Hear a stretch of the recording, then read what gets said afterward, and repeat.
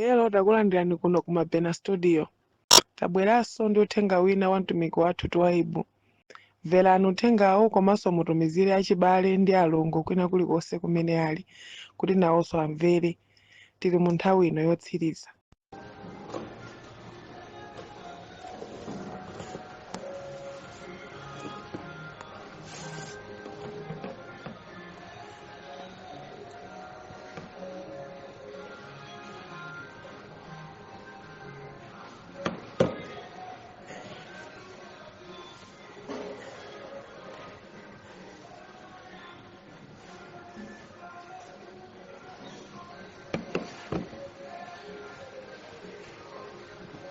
Amen mpingo.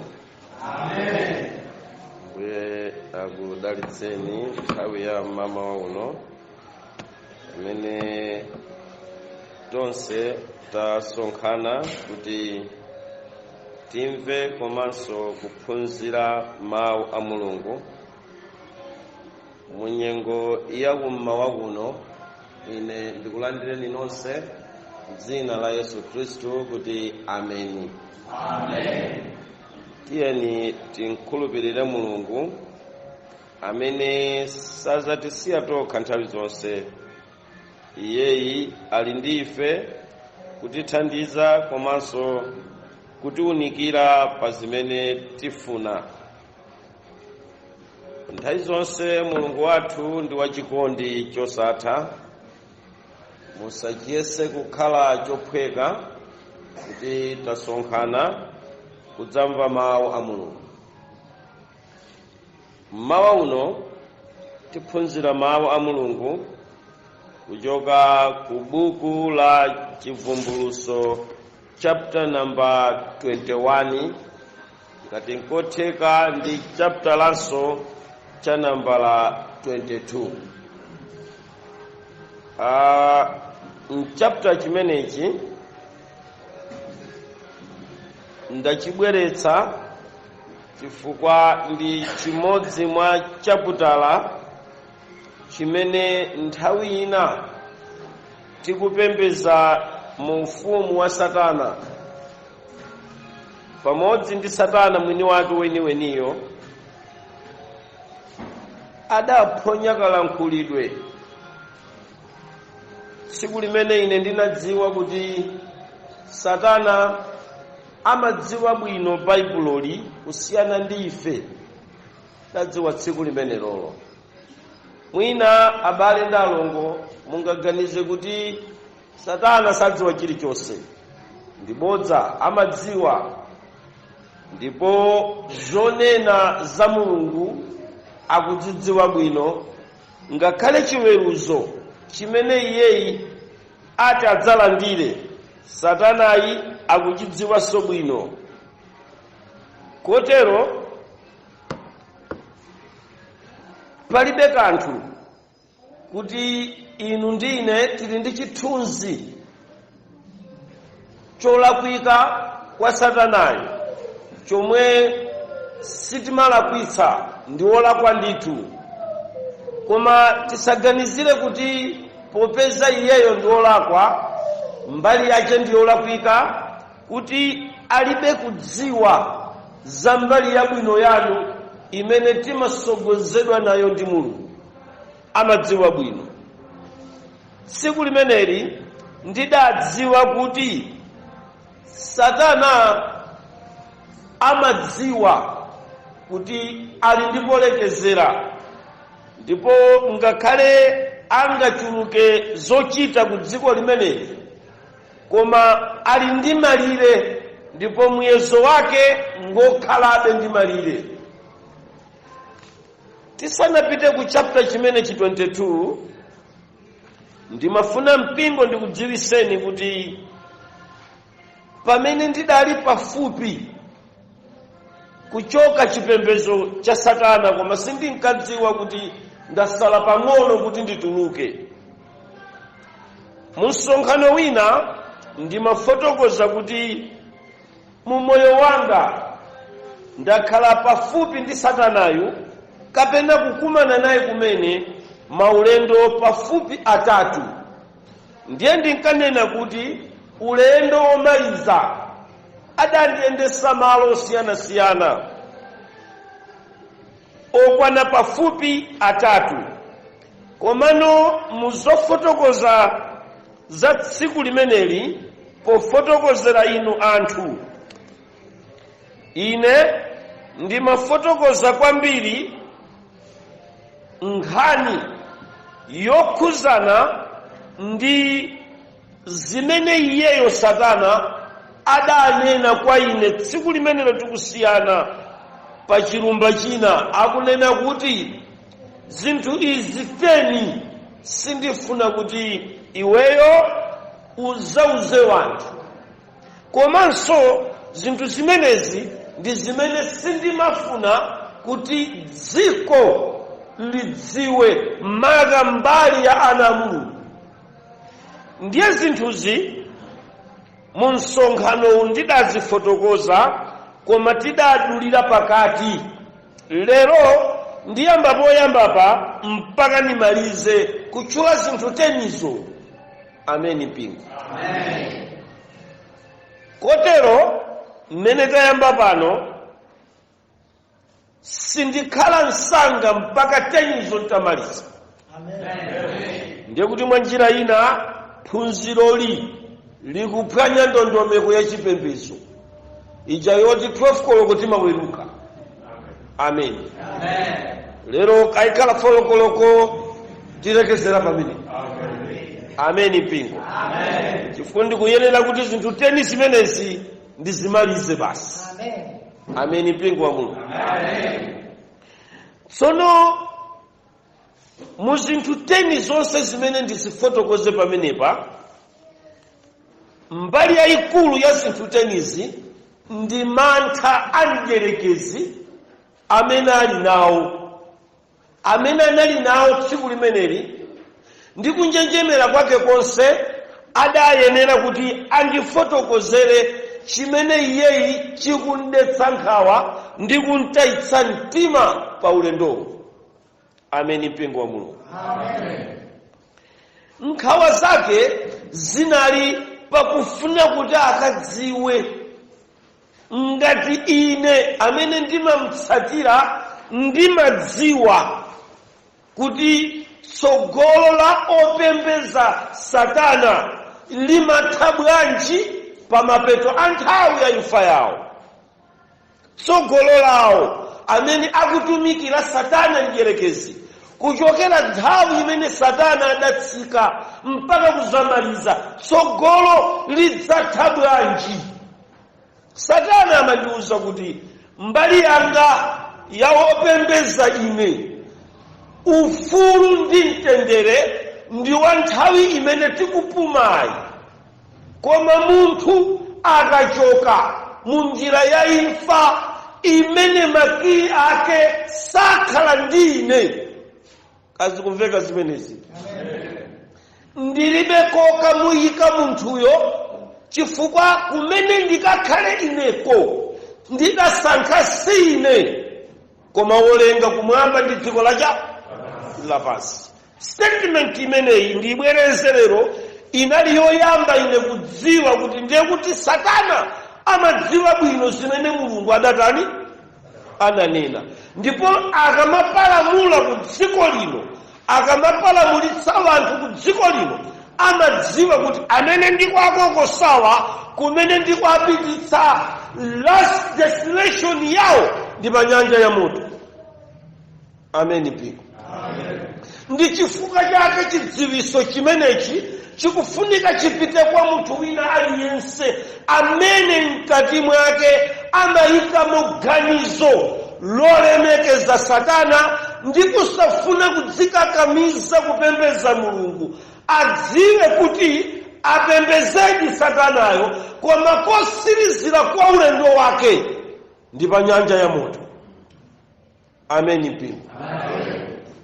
Sona kuti ine ndikuyenera kuti ndikudziwise, tigwirizane pano. Siku limenero amandifotokozera zimenezi kuti ine ndidzimva. Tigwirizane pano. Ntchito imene tautsira chipembedzo cha Satana ku dziko lapansi nkuti tikamapereka zoperekazi zinthu zimenezi tenizi tichititse kuti dziko lisazidziwe. Kodi zikumveka zimenezi? Kwa iwo amene angachite mwayi kudziwa, tapomboneze kuti adzione ngati zopanda tsogolo, ngati zopanda ntchito. Chifukwa chake mpingo wa Mulungu lero mukapeza kuti ngati pali chinthu chimene chimaoneka chopanda ntchito kwenikweni ndi kupembedza Mulungu. Kupembedza Mulungu chimaoneka chinthu chopanda ntchito kwenikweni chifukwa phindu lake silimakhala pompopompo. Amen. Kuti zikumveka zimenezi? Anthu ku dziko lapansi tinazolowera zinthu zimene tikalowetsa phindu lake tilione liti? Pomwepo. Amen mpingo. Choncho pofotokoza amandibweresa ndi chithunzi chakuti inu ndine, amanena tu ine ndiyeyo, kuti tidziwe kumene kukuthera ulendo wa ife, tikufunika kuti ndikuonese Baibulo chaputala chimene ine ndimadana nacho kwambiri ankatero tsiku limenelo. Ndi adandiuza kuti Baibulo lonse ili mmalionani. Chaputala chimene Satana amadana nacho ndi Chivumbulutso chapter number 21. Amen. Amen. Amen mpingo. Amen. Kotero kuti zifukwa zonse zokwana 10 tizipeza ku chapter cha 21. Amen. Amen. Chapter chimenechi chili ndi nkhani zochititsa chidwi kwambiri. Amen mpingo. Amen. Mukamafuna kuwerenga Bible timadziwa kuti chapter 21 ndi chapter 22 ndi chimene chikumaliza buku la Chivumbulutso. Amen. Amen. Komabe ngakhale chimenechi chikumaliza chapter chimenechi 21 yu nkhani yake imayenda ngati ikupitirira. Amen mpingo. Amen. Pakuti polemba akadati alembe ngati mmene adalembera buku la Masalimo, ndiye kuti chapter 21 ndi chapter 22 chikadakhala chapter cha chimodzi. Amen mpingo. Po nkhani zake zikungopitirira zimene zayamba ku chapter 21. Ndiye chapter 21 ndi chapter 22 ndi ndani wa Satana mdierekezi. Chifukwa ngati mungafune kumvesesa bwino za nkhawa ya Satana mdierekezi, ndiye kuti chapter 21 chimamveka bwino mukachiyambira ku Chivumbulutso chapter number 12. Amen. Amen. Kumene timakapeza nkhani ya kugwa kwa Satana.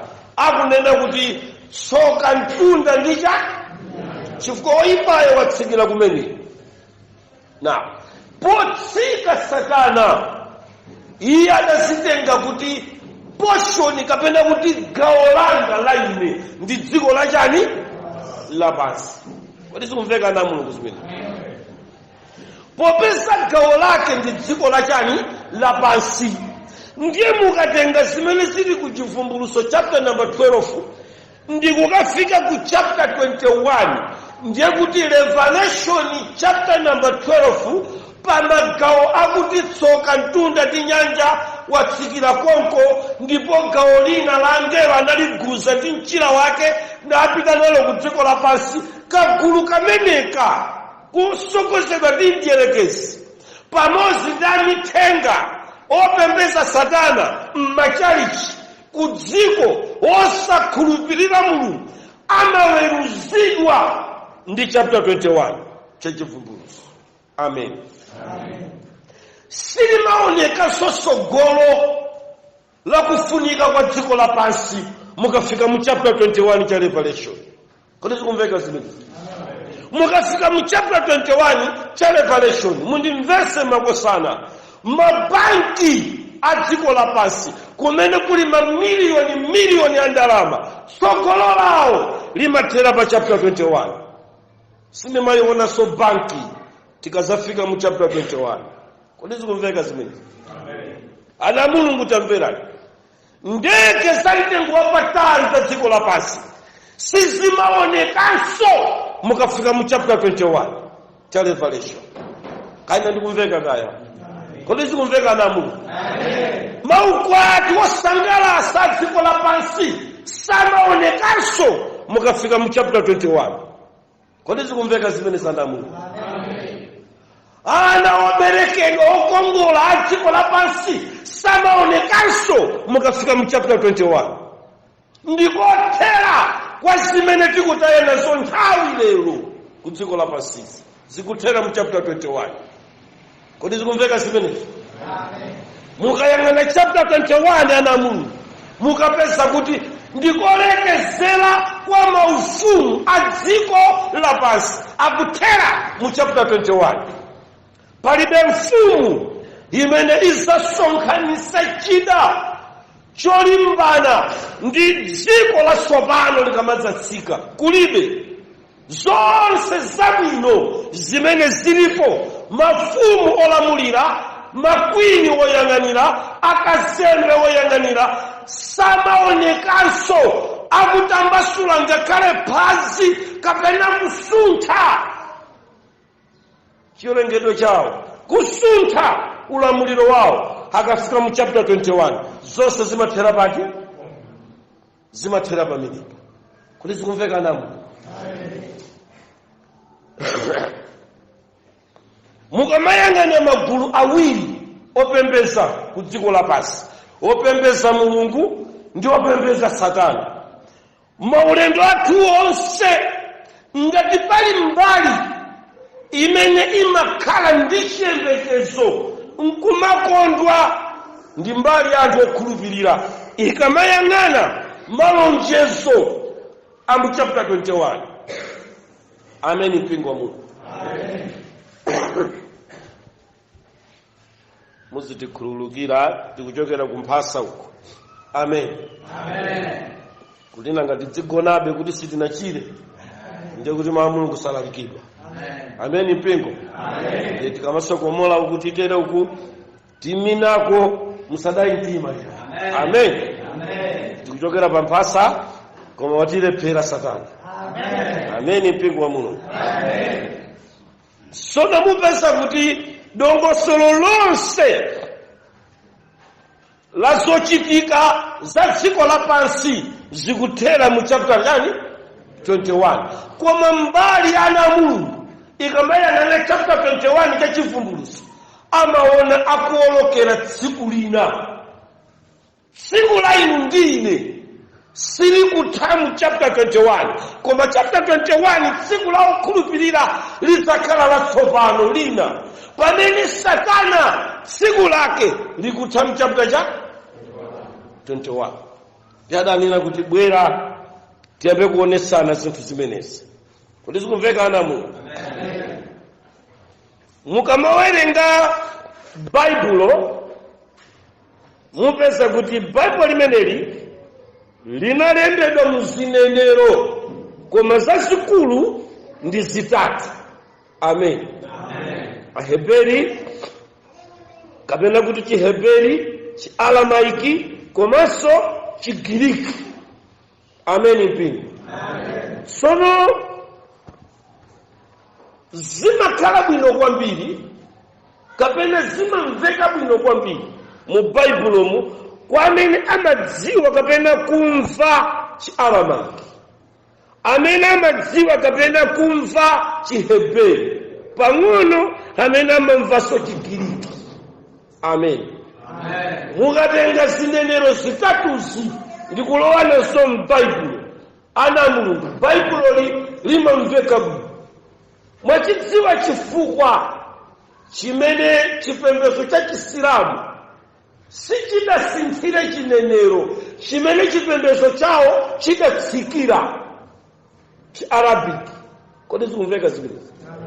Akudziwa, anadziwa Asilamu kuti kusintha zinenero za chivumbulutso cha chipembedzo kapena chikhulupiriro chanu zimasinthanso kamvekedwe kachimene Mulungu ananena. Amen. Kodi tumveka zimenezi? Chifukwa chake muona kuti kulikonse kumene mungapite, ngati mukuphunzira Chisilamu muphunzira mu Chiarabic. Kodi tumveka zimenezi? Ndipo ngati pali buku limene silinatayike ku dziko lapansi ndi Korani, kaya mulizoona kaya mulizabodza. Kodi zikumveka? Koma mukangotenga mabuku amene sanabalalike ikalembedwe, Korani mukayipeza kuti sinabalalike, chifukwa anayiteteza kuchoka ku chinenero chawo. Amen mpingo. Zifukwa zimene zimapezeka kuti Baibulo likuoneka ngati lipenda nchani, anatichenjerera pamene Baibulo limalembedwa ndi kusintha kwa zinenero. Kodi zikumveka zimenezi? Ndiye mmene zimakabwera zijewa kuzafika kwa ife. Ndiye kuti chikubwera chati pena ndi pena chikuvuta kuti munthu achimve. Kodi zikumveka zimenezi? Ana Mulungu, nkhani yonse ya m'buku limeneli la Chivumbulutso chapter number 21 imamveka, nayenso Satana samafuna kuti chapter chimenechi 21 ndi chapter 22 munthu achiwerenge kuti munthu amvumbulutsire chimene chili mmenemu kuti achidziwe. Amen mpingo. Tsono lero ndimafuna kuti inu ndi ine tiyambire mu chapter chimenechi kuti tikapeze zinthu 10 zija zimene Satana adanena kuti sindifuna kuti zimenezi munthu wina aliyense azidziwe.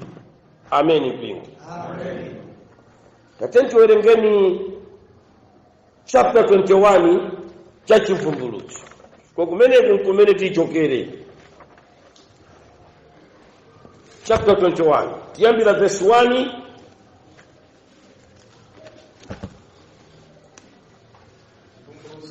Chapter 21. Au oyambirira mapambano kuli miyamba ya sopano ndi dziko la sopano. Ndiye muimeka ye pamene. Amen mpingo. Center ya mantha anjerekezi. Ngakhale tsiku limene tinkaonana kosiriza, taitolo yokhayi ndi imene idanena nkhani zonse zazokambirana zathu. Amen. Bible pamene pali kuti mwamba watsopano ndi dziko lapansi latsopano. Kodi zikumveka zimenezi?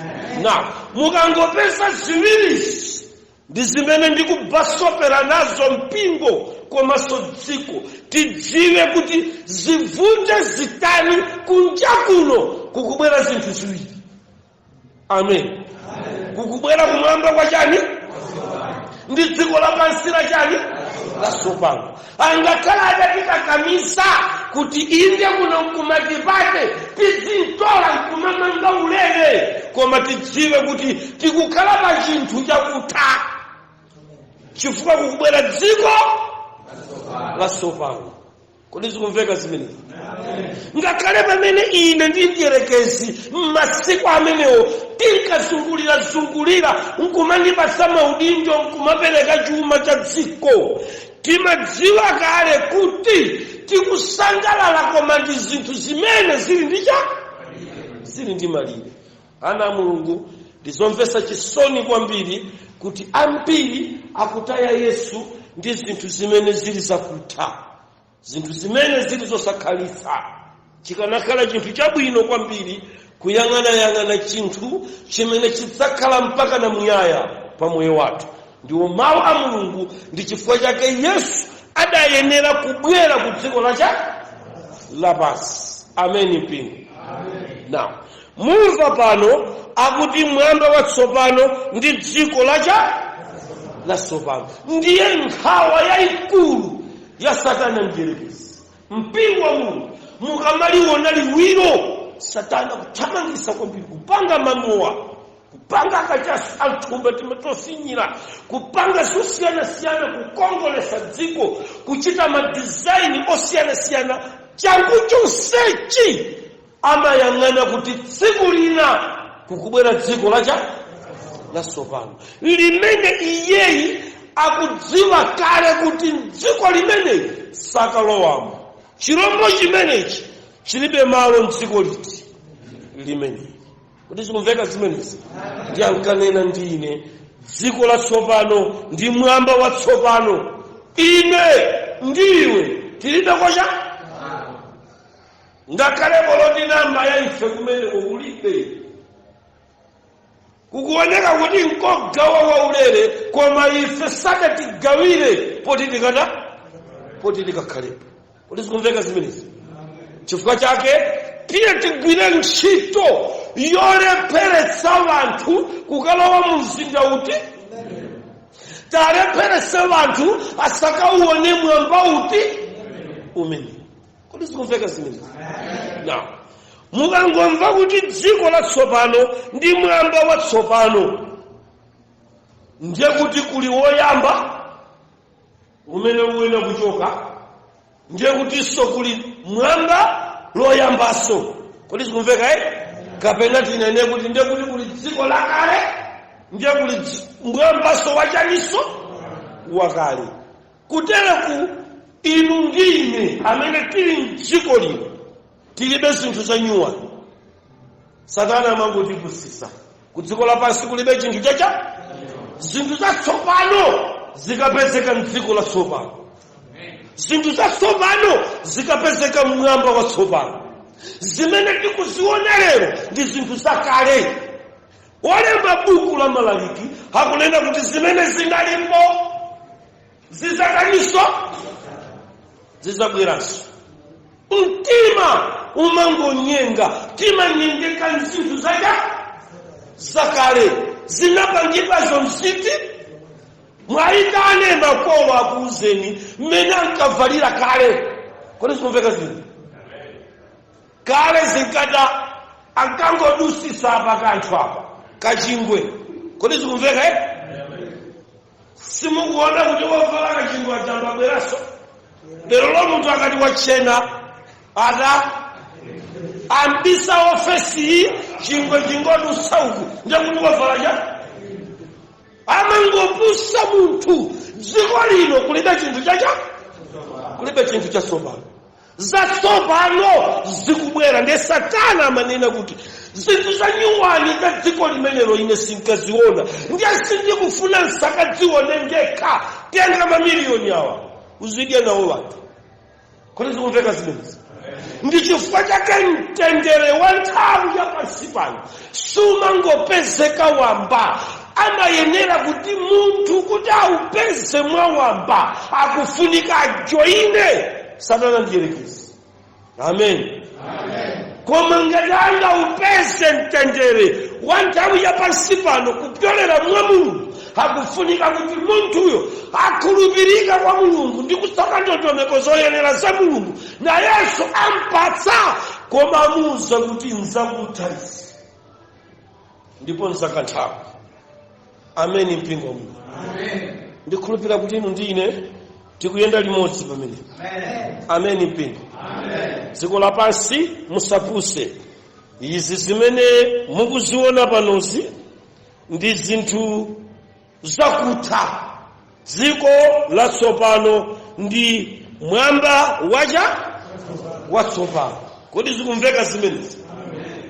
Tingoyerekezera inu azibambo mwagona pa bedi akazi anu ali pambali ndi akuwuzeni kuti mani nyumba muno mubwera mamuna watsopano mugona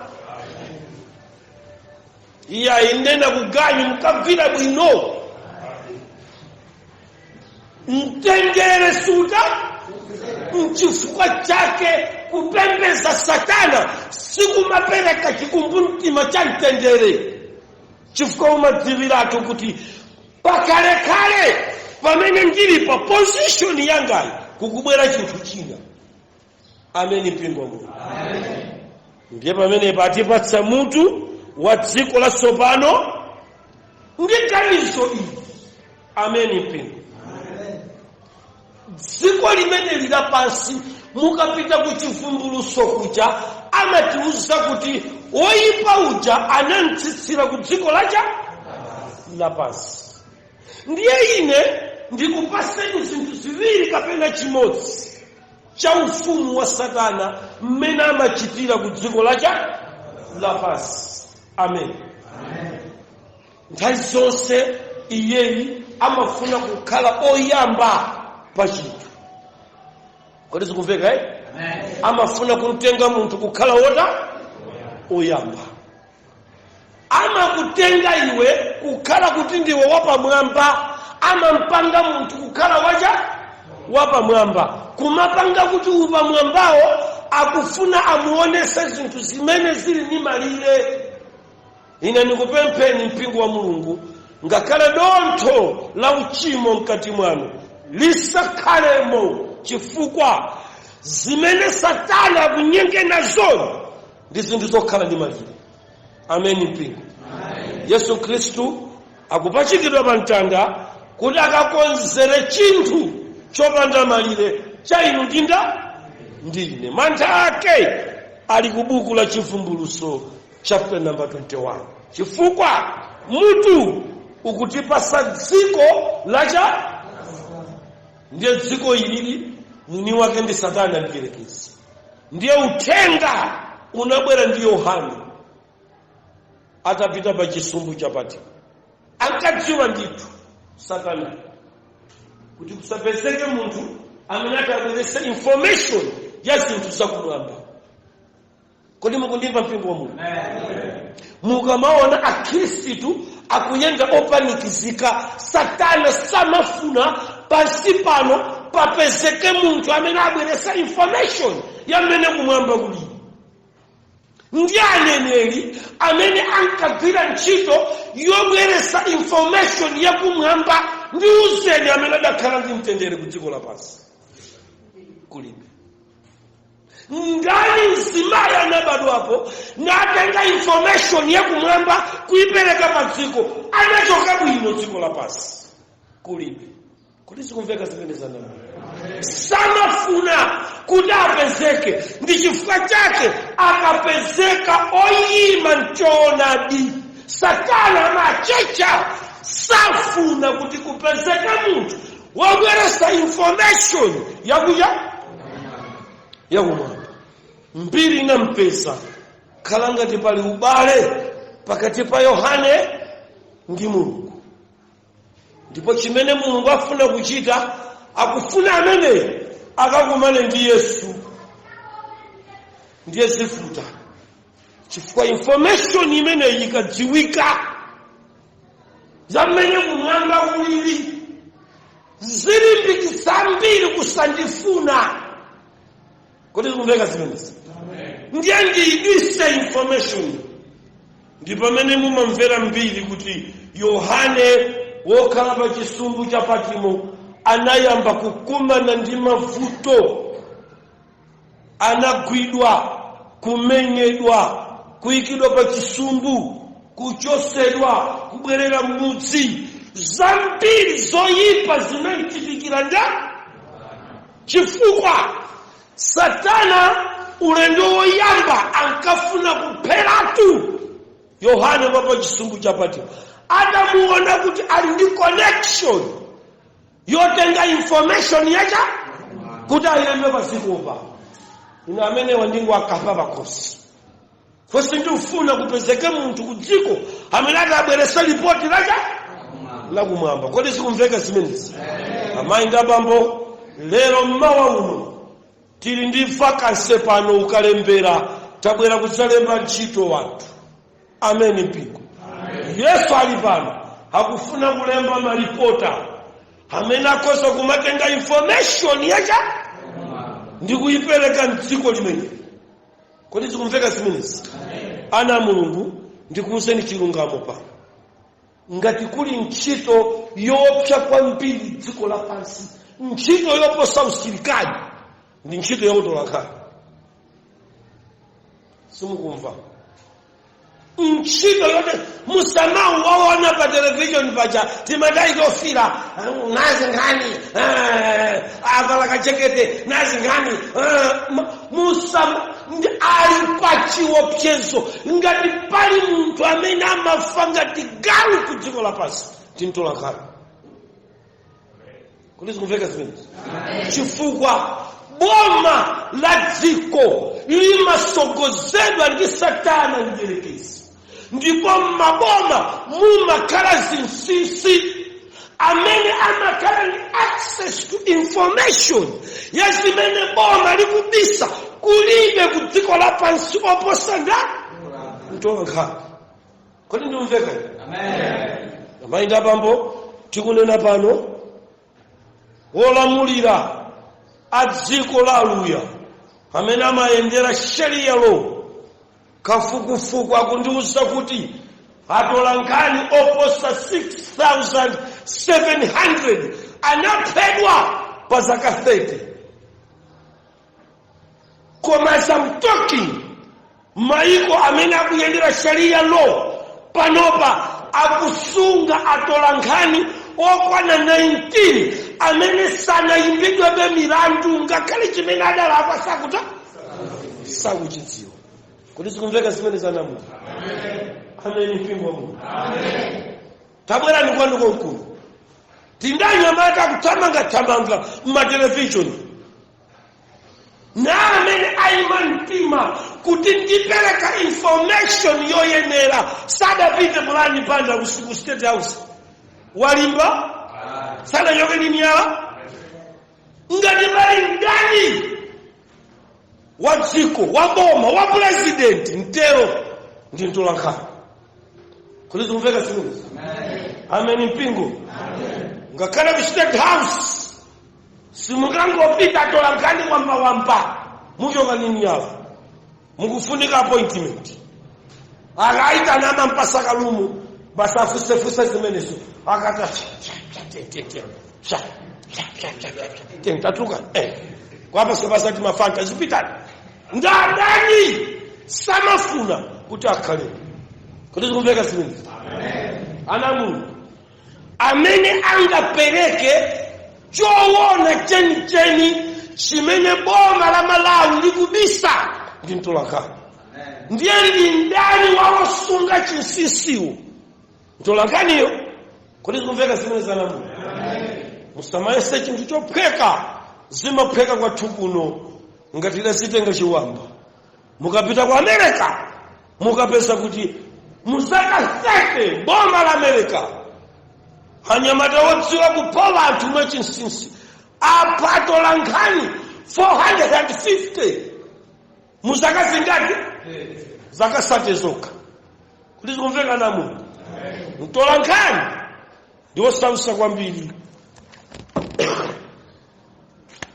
nayonso ntchitoyo payoka wasati boma koma ntchitoyo payoka muzaka 40 ndili ndi information yakuti atolankhani oposa 61 anaphedwa chifukwa chokalowelera pa chipwirikiti kuti akatenga information kuti zikumveka zimene ana Mulungu ntchito ya atolankhani musayeseya wamba atolankhani akuti kumveka mfuti mtolankhani amapita mkamera kumene kukulira cha koko mukamaona zithunzi zija zimene zimabwera ma television amene uja ndi mtolankhani mukadabwa inu kuti iyeyi anzacha akuthawa mpaka wonyamula kamera unali kuti utolankhani ni ntchito ine kadaphunzira nkadachita nawo avula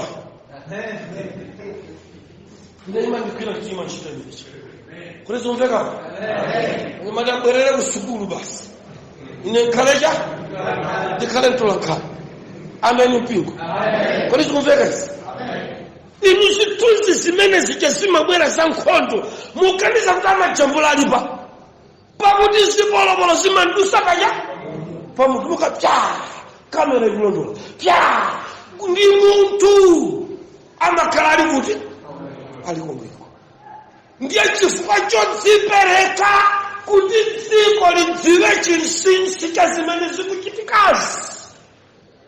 Asilikali pafupi 60 chakuti, atolankhani pafupi 60 chakuti anaphedwa ku dziko lapansi. Kukaphefera osati kuti boma lawapha, koma okha anakapereka moyo wawo chifukwa chofuna kutenga information. Kodi tikumveka zimene zikuvuka? Amen.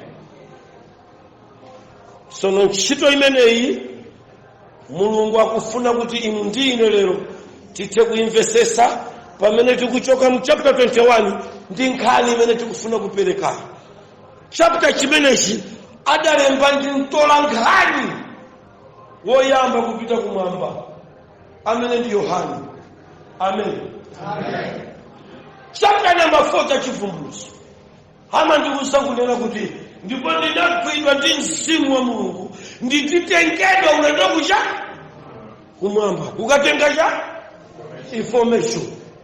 Amen. Pingo. Amen. Sono apa anali boma la Satana ndiyerekezi likudziwa kuti pali ulendo ndipo Mulungu wasankha Yohane akatengeja gwiranika.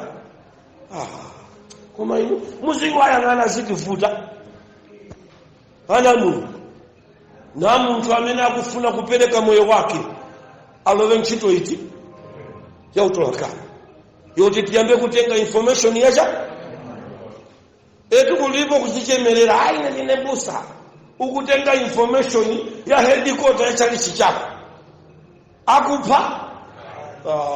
Inu munena zimene zimachitika kubangu zimene zikuchitika kucheni kukaya kuchanu akuphani ningani zimene alinaso ntchito Satana simukungofotokoza mbiri naka chalichichi 1820 achinayamba anayamba muchula mayina uche zili ntchito ya muphedwa muchula mayina anthu adayamba chinthu. Yohane akupita kukajambula picture ya mzinda watsopano, mwamba watsopano ndi dziko lacha akuti mtolankhani amene ngireni pakosi chifukwa chimenechi wanthu akachidziwa ndiye mmawa uno pano pali kulembesa ntchito amayenda pano amene tingalembe ntchito imeneyi amene tingalowe ntchito ya utolankhani ndani tilimbe mtima tidziwe zosatira za ntchito ya utolankhani. Munthu akamatenga information direct ya kumwamba samakhala bwezi singakhale pa mpingo. Kodi ndumveka? Amen. Ina ndumveka? Amen. Ayo acha zonena kunena zinthu zota usangodziwa kuti ineyo ndalembedwa ntchito ya utolankhani yokatengesa kumwamba kupereka kucha kumpingo. Amen.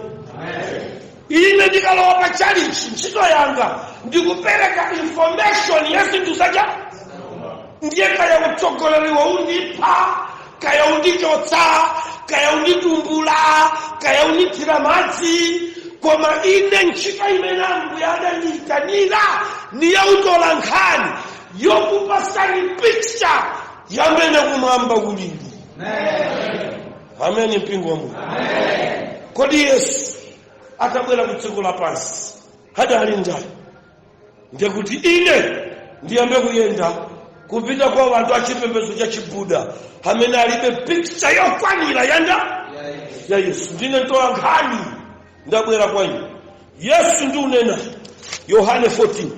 Yesu ndi unena Matthew 20. Yesu ndi kunena chivumbulutso 1. Nikufotokozera exactly mmene Yesu alili. Kodi ndikumveka ine? Amen. Kagulu katolankhani kunyengo imeneyo Yesu atachoka anali atumwi. Amen. Amene anatenga information yolondola ya Yesu. Amen. Amen. Kodi munamumva machitidwe chapter number 7 mtolankhani woyamba kuphedwa analinda chifukwa kwina kudza analibe nako ntchito koma mmene anangoti ndikuona kumwamba kwatseguka tengani nyala muta ife sitifuna tizimva munthu akunena zamene kumwamba ulili, chifukwa ife sitikafikaako iphwanya twapilanga dziwe kuti kumwamba nkomo. Kote kuti mukamaona chizunzo atumiki a Mulungu, Satana akupatula nkhani ya Mulungu amene amapereka picture ya ufumu wa Mulungu. Mulungu anaitana wanthu atafikira uthenga wa Mulungu afotokozere ziphunzitso ngati atola nkhani wonena zacha. Usamadandaula atumiki a Mulungu amene dziko lapansi sili kukukondani. Ayi, ineyo ngatiso mtumiki, Satana nandziwa chifukwa chimene amadanirana ndi wanthu. Safuna kuti munthu adziwe kumwamba mmene kulili. Kodi sikumveka zimene sana Mulungu? Chifukwa chake mukayipeza kuti nkhani imeneyi tikuyipeza m'buku limene. Amen mpingo. Amen. Atumwi anaphedwa atajoyina utola nkhani wopereka information imene kumwamba kulili. Sono pamene tikupita nthawi ya kumapeto ya pansi pano, Mulungu akusankha atola nkhani koma akukatcha kagulu ka nkhosa kusonyeza kuti ndi wochepa kwambiri. Kuti tikumveka zimenezi. Amene atavomere kulowa pa chipirikiti cha malamulo azipembedzo, iwowa nkukayima pamenepo ndi kuwauza kuti pikicha si headquarter kwa America ya kumwamba. Kodi tikumveka zimenezi? Kumwamba ndi uku. Chalichi chisazondokere kwa Afrika, chalichi chisazondokere ku Asia, chisazondokere kuja mukundimva boyo.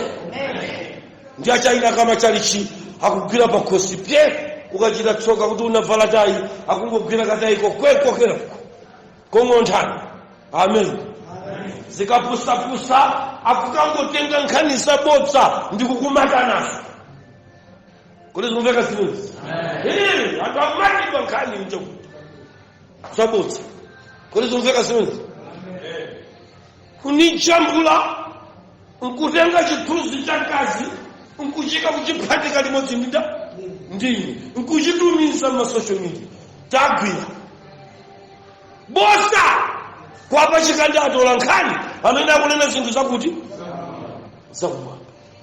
Mpingo wa Mulungu imeneyi ndiye inali nkhawa ya Satana. Ndi chifukwa chake amene anapereka chipiki chala cha kumwambako anali Yohane wa pa chisumbu cha Patimo. Ndipo mukayang'ana zaiye anaphedwa ngati mmawa uno anganene kuti ine ndilembedwe ntchito imene adafera Yohane ya utola nkhani wa zinthu zakumwamba. Ndi amene tikuafuna m'masiku akumapeto. Amen mpingo. Amen. Amene apereke picture yolondola ya mawu a Mulungu. Amen mpingo. Iwo anene zoona Baibulo koma Baibulo loka basi. No dokotirini isabwere apa. Kodi zikumveka zimene?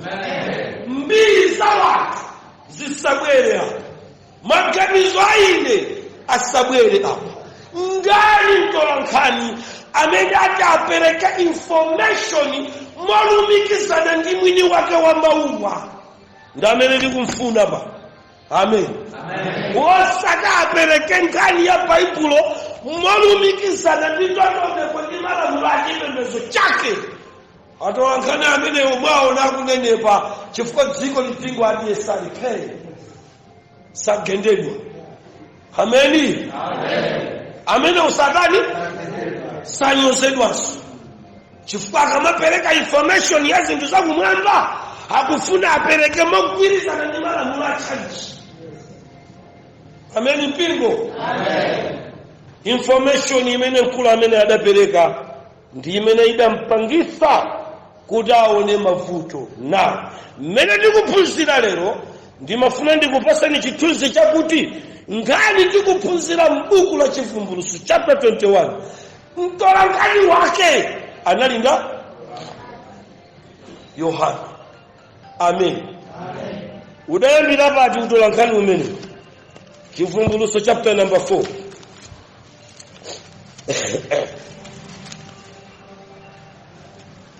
verse number 1 ikuti yani Maluso chapter number 4. ehe Malo oyambirira pamwamba unakuti masomphenya ampando wachimfumu wa Mulungu akulu makumi awiri ndi anayi ndi zamoyo zinayi.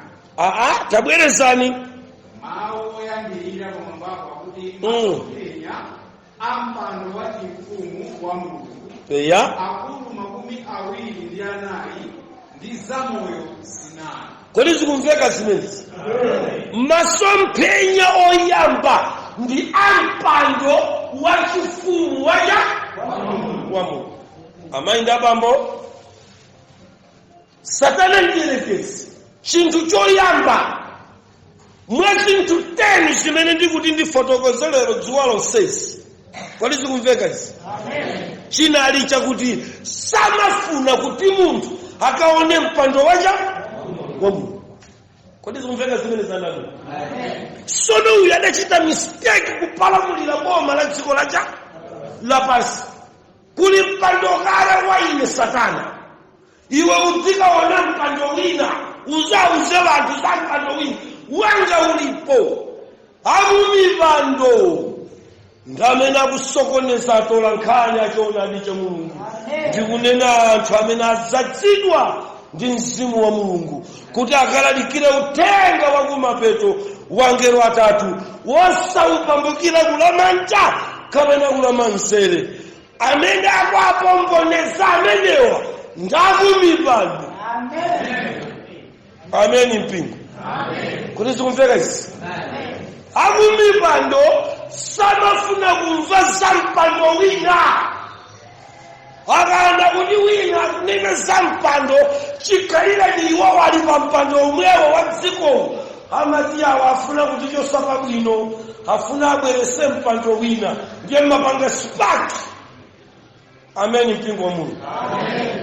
Satana ngerekezi hakundiuza ine kuti chinthu number 1 sindifuna kuti anthu akaone mpando wa Mulungu. Ndiye woyamba kukaona mpando anali ndaniyo? Yohana. Amen mpingo.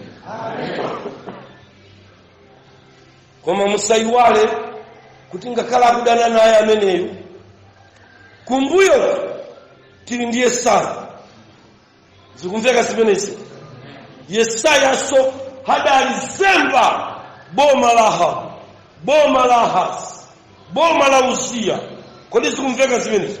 Pya ulendo kwasuzumira mpando. Ameni mpingo wa Mulungu. Hana Mulungu tigamanena za chinthu choyamba chimene Satana samafuna kuti vanthu akaone ndi mpando wa Mulungu. Chifukwa chake mumpando mumatuluka ulamuliro. Munthu akangodziwa ndi kuona mpando umayimira kulamula. Amen. Inuyo simungapange ufumu popanda mpando. Chifukwa ufumu ndiye mpando. Amen mpingo wa Mulungu. Chinthu choyambirira kuti chikhristu chilimbe chikuyenera kuti pakhale vanthu amene ali ndi full picture ya ulamuliro wa Yesu Kristu umene ali nawo pansi pano ngakhale mwamba. Ndani akupereka chithunzi exactly cha mpando wa Mulungu ku dziko lapansi? Ndani? Ndiye akapezeka akumipando amati gwirani pakosi. Kuti zikumveka zimenezi? Sono Bible pano likutiuza chimene Yohane anakaona mtola nkhani uyu adayenera kuphedwa adi. Amen mpingo. Nzachipongwe zimene adapanga akulu amene.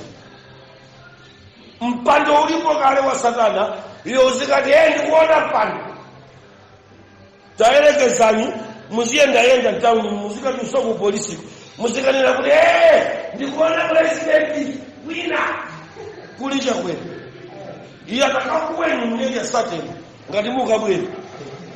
Sitimanena za mpando wa wina alikana nikukira ume assassination imeneyo treason imeneyo kwirani kaponyeni kundeni Ansano adaukira umakaneneza mpando wa ufumu wina chikalile ni kulimi pando ina kujiko la pasi amagwidwa ni kutsekera na nja mtete amen yakwana nthawi imene tikufuna atola nkhani mboma la Malawi amene atayambe kulengeza sampando za ulamuliro wina wosatha umene nkabisibisi talithawa boma la Malawi tapita kumwamba tauona nthawi yomweyo tikubwera kwansiriza nthawi yomweyo tikubwera mu 25 tikubwera mu 23 tikubwera nyumbani abale ndalongo tabwera ndakautanine ndakauona cha mpando chinthu choyambirira chimene Satana adanena kuti safuna wanthu kuti adziwe ndi kudziwa mpando wanda wa Mulungu. Amen mpingo. Amen. Koma lini nkhani pa verse number 1 ya chapter chimenechi akuti chani? Verse number 1 kuti zitatha izi ndinapenya ndipo taonani khomo losekuka mwamba ndipo mawu owomba oyamba ndinawamva ngati lipenga lakulankhula ndi na anati kwera kuno. Timekaye pamene zitatha izi ndinapenya pakufunika gawo loyamba lachikhalidwe cha tribe lite kuti ayambe kupenya pakufunika gawo loyamba lachalichi lite kuti liyambe kupenya pakufunika gawo loyamba lachikhalidwe cha dziko lapansi liyambe latha. Yohana kuti zitatha izi sindingaphatikize kuti ndipite kumwamba ndikufunika gawo loyamba liyambe lakanikayi lathakayi. Ambiri akufuna kukhala abusa azichita ni magawo anga awiri afuna chikhristu koma akuchita ni magawo anga awiri siziteka chiyambe cha gwanga yetwaina nyenyeke kodi zumveka zi tenthani asungunuke kale akachoka tenthani yense ndiye kuti miyambo yakunchinji kwa tenthani itinyenyekera limodzi ni tenthani. Kodi zikumveka pano? Zitatha ziti mubwera kuno zatha zoyamba ziti bwera uzationongera mpingo bwa mwasiyani migala inu zatha akaziwacha mwayosa mudzakalihu tulukani isitu kufunani mwembe mwawapa panjani. Kodi tumveka simenezi? Amen. Kaja souja mnasiya inu zatha amene mubwera amene afunika kukaona kumwamba gawo number 1 zitatha yeziti simenezi ziyambe zathaka so mutionongera chalichi amene mabwera zoyamba zisadata sina ngati amene mukwenyeya mashatu yambitsa ndini. Amen mpingo. Ana Mulungu tikanena za ulendo wa kumwamba sitimalowa chisawawa. Ulendo uye Yohane hakupanga trip yopita cha kumwamba ndiakuti koma zitatha izi kazinali zabwino kazidali zoyipa koma ziyambe zatha izi pakufunika level 1 kena kwa mupite step number 2 kuti mukaone kucha kumwamba. Nda step number 2 yokaonera kumwamba ikufunika chikhalidwe chako chite chifukwa wokaona kumwamba samakhala mthupi machitidwe wawo samalilola thupi litaketake samalola maganizo wawo achite nawo pa zinthu za chipembedzo cha Mulungu. Mzimu yekha atsogolere wanthu opita kumwamba. Tiripi imene kodi vanhu mpita nawo pa tiripi opita kumwamba chifukwa ikubwera nsoposachedwa wanyamuka pano sadzanyamuka mthupi lino mpaka thupi limeneli litasiya cha thupi ndikutenga cha uzimu mpamene ndinyamuke kufika kwathu kumwamba. Ndaonera Yohane akuti pano pali tiritu yopita kumwamba koma siyambeza thaka izi kodi zimveka zimene zanamu kodi tili limodzi pachonenachi akupita kukaona chinthu choyamba chimene Satana adandiuza kuti sindifuna kuti iweyo ukaone komanso anthu sindifuna kuti akaone. Ndiwo mpando wa Mulungu. Ndiyakuti ndipo taonani khomo lotseguka mmwamba ndipo mawu oyamba ndinawamva anali ngati lipenga lakulankhula ndi ine. Ameni mpingo. Ndinaona khomo akugwiritsa ntchito chichewa chozama chakwakampambanya ndapenya chichewacho akuti ndapenya. Kodi zikumveka zimenezi? Sindidziwa kuti mchigiriki ndapenyayo adalengedya otanthauzira bhaibhulo la chichewa amene ndikudziwa kuti anali wachigawo chapakati. Amen. Pamene otanthauzira buku la Masalimo mchichewa sindikayika anali wakumwera. Mawedi amene amapezeka mbuku la Masalimo amafanana ndi chimwera ndiwerenga. Amen. Zikumveka kodi? Koma apa nayamirira chewa nikaniza kuti mchewa uyu sadali wagule. Amen. Ajewa wakampambanya bwerani kuli msanu adatanthauzira bhaibulo pa malomo atanthauzira chigule ane matasacholichoni akutanthauzira zomveka zakumwamba akuti ndapenya. Mungachite matama achawa ndapenya mukuidziwa amangweti achawa zakuputanga mchewa nsanu akupezeka m'bhaibulo. Amen. Nyamata achichewa akupisa ntchito ndapenya. Sono akati kupenya kodi zikumveka izi ndikiliye kumasiyana mkuti ndaona. Kodi zikumveka zimenezi? Kamwitaneni mchewa zakuzeni kuona nkupenya zoda kuona mchipwirikiti ulina information yokwanira pachinthu kwa kupenya ndipo popopo napenya. Kodi zikumveka?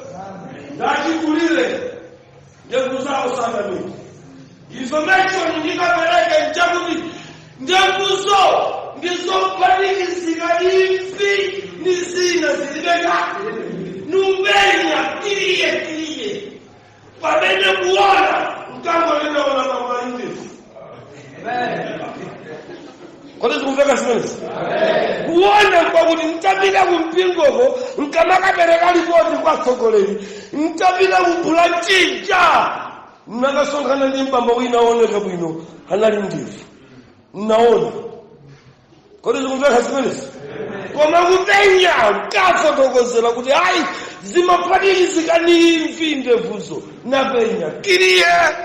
Tikufunanya manawo penya pano osamana misana.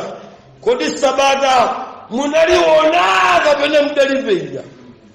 Chifukwa pali amene aona sabata ndi amene akupenya sakumva wanthu chichewa chikuvuta pano. Ameni. Pali mchewa pano kiliye pompo. Ameni. Zizoonera kuchani chikulukulu haya ndipo ndinapenya.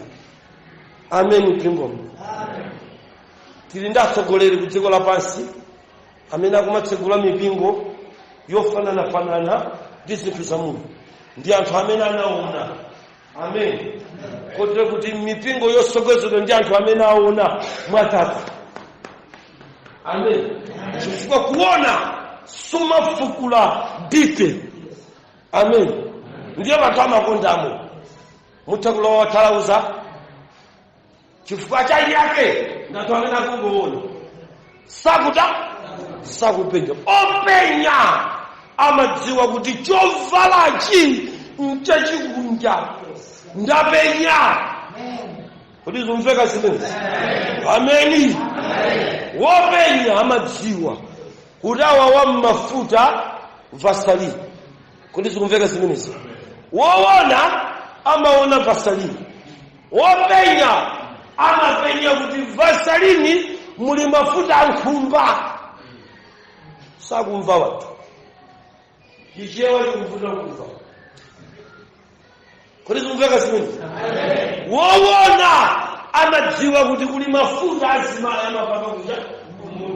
Wopenya amadziwa kuti nkala kiti mmakhala ziwanda.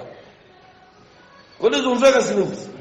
Zachoka kuti kumitundu ya mafuta imene ikupanga kuti lero kiti adzinyonchoka. Do zidzinyezima tanyezimisacho amene ati anene ndamene apenya. Kodi zumveka zimene? Mungapite pa Sabata muzisunga cha mwena achipembedzo ino. Ameni mpingo.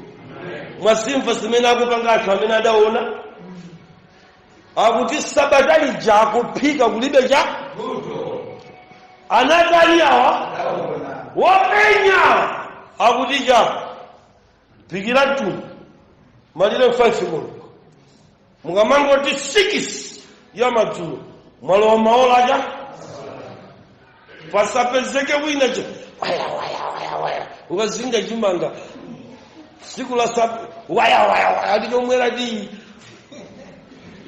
wopenya amaletsa zimene amapenya nkati amachitambasula. Amen.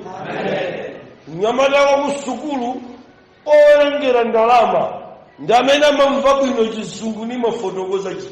Wopenya amachifotokozera chinthucho ili akakirated statement. Wapenya. Amen. What is Vegas? Amen. Njakuti mkulu yadatani hapa? Adapenya. Adola nkhani muli kuti mchifukwa chake uyu adafunika kuphedwa anali mtola nkhani zomuyendereza mtola nkhaniso ni kupenya. Amen. Ngati ine ndiphedwe nufuna umenyesetsa. Kodi kumveka simene? Ine ndifuna kupenya ndimenyesetse. Amen. Ndiye ngati ndalowa ku 7th day nizingwapembera ngati nzipenyesetsa. Kodi kumveka simene? Ananilalikira ku effort napenya naona kani.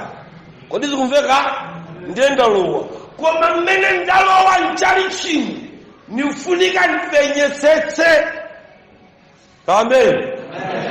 Kuti nkachiona chimene chimachitika kupete chuchitika so apa nifunse. Kodi nulakwitsa ine? Ndiye tsopano mpingo ukufuna wanthu woona osati wopenyetsetsa. Akuti samapenyetsetse. Amen mpingo. Nakukonda mchewa iwe walala mpambanya udalemba bwino pamene pa upenya kumasiyana kuda ukuona. Amen mpingo. Ndipo taonani khomo lotseguka kumwamba ndipo mawu oyamba ndinawamva ngati lipenga lakulankhula ndine nati kwera kuno. Amayi apambo ndimafuna kuti inu mgawo loyamba ili mmene ndikuchokako kuti ndiyale zinthu 10 zija nkhale kuti chimodzi nachiyamba kale. Kuti zikumveka namu. Ndimafuna kuti inu ndine tisatayike ano. Ngati mumaona chikhristu anthu chikwavuta anthu akukhulupirira mawu achiwiri akusiya mawu otani oyamba. Amen. Mukayang'ana mawu oyamba ngakhale ifa Seventh-day Adventist. Amen. Kodi mpingo oyamba mawu oyamba akufanana na achiwiri tinaolerowa kukonda mawu achiwiri. Mukamaka bwereza mukapita pa koti chifukwa chimene amamuyimitsira munthu mkoti ndikumamuuza kuti uzingoti ayi mwachidziwa chifukwa chake samafuna kuti utambasule eyo kapena ayiyo usamutambasule. Na koda chimwene munaba simunade ndiyo moyankha umafuna uganizikaye kodi ndikati kapena ndikati ayi ndikwanisa ayiyo kumchinjiriza mpaka na tsiku la kuthawa mulandu kuchinjiriza ayi. Kodi zikumveka zinu? Kodi ndikumveka pano? Na judge analemba mawu oyamba ndi akafuna kuweruza amanena kuti amene anayambirira kukwira tentani ngasi ID amamulemba soja statement akufuna mawu oyamba. Mawu oyamba amenewa ndi amene amakupasa ndende kapena kumasuka sakumva watu. Kodi ndikumveka pano? Tili pa chivumbuluso chapter number 4. Amen mpingo. Mawu oyamba amene ndidawatani ine ndidawamva ndiye ndikuchita ndi mawu oyamba. Ngati kuli mpingo umene ukafike kumwamba ndi umene udasunga mawu chifukwa Mulungu akuti ndili yemweyo dzulo lero ndikucha. Ndiye wina abwereni mpingo kuti ayi mawu achiwiri tizipika pamene mawu oyamba kwa ina zatu wa Sabata akuticha amene timpeza kutola nkhuni kila ndipakosi mawu adani amene sono mbwera ine njala yanga kayakukula kwa thupiku ya misenda njala nukanika ubirilani ufuna zotensa masanza anivuta ya ananena kuti tikoza ku ndipo zimene zonza chikale kuti zomveka siku mipingo iwikapo mawajani tsopano achiwiri. Amen. Kuti zomveka siku siku la Pentekoste ndinene ndinu mapente amene mwasonkhana nawo musonkhano. Kuti zomveka siku machitidwe kunali malilime oyamba amene aliyesadala nkula lilime la kwawo. Munaona malilime achiwiri mumadziwa malilime achiwiri. Malilime achiwiri ndilipa rikashaka goroma mawajani hawa mawajiwiri amavuta wamvesesa. Kodi zikumveka zinu mpingo wa Mulungu ndimafuna mnene pano. Kodi ndinu mmodzi mwa anthu amene mukusungabe mawu oyamba ngati Yohane sakubisa akuti pali mawu amene ndinawamva koma mawu oyamba. Musapuse kukuyambika machalichi akubweresa uthenga wachiwiri kuchosani pa uthenga woyamba. Amen mpingo. Wanthu akubweresa zizindikiro za mipingo akufesa zizindikiro zoyamba pika zizindikiro zachiwiri. Hana Mulungu tikupita sopano mu new era ndikuchenjezeni masana wanu kumene tikulowera kutsopano tikupita ku new world order. Mpando wa chifumu uwo kumwamba umene akutiletsa kuti tisauchule. Tamvera akudziwa kuti tichita makani kumauza kuti mawu oyamba si ati munyuwalo ndi oda kukubwera ma 70 anuwa ziphunzitso zachaniso mawu achiwiri mutakuchita tsoka ndi kujoina mpingo wachiwiri kusiya mpingo woyamba. Ana Mulungu tikakhumudwa tikakafika kwathu mudavala ataya yonse uniform yonse ndi kuganisa kuti mudakali mu uniform yoyamba koma muli mu uniform yachiwiri. Mulungu akufuna munthu amene wamva koma mawoda oyamba. Nyengo tikuponda mukuona amene masystem akusinkhira mpingo wa Mulungu. Mukuona masystem amene akusinkhira akupita kucha ku system zina mwanjira ina akupita kumawachiwiri kuchosa kumawoda nayo mipingo ikuchoka kuulaliki wayamba ikupita kuulaliki wacha. Ine sindifuna ulaliki wachiwiri ndikufuna ulaliki woyamba. Amen mpingo. Amen. Tiye ntibwerere kutenga woyamba. Amen mpingo wa Mulungu. Amen. Ambuya kudaliseni mpingo wa Mulungu. Pamene tikupitiriza phunziro lathu limeneli mosapambukira kulamanja kapena kulamanzere. Khalani pomwe pamene tikupatsani gawo lina la uthenga mwavawo wa mtumiki wathu Twaibu. Mulungu akudaliseni.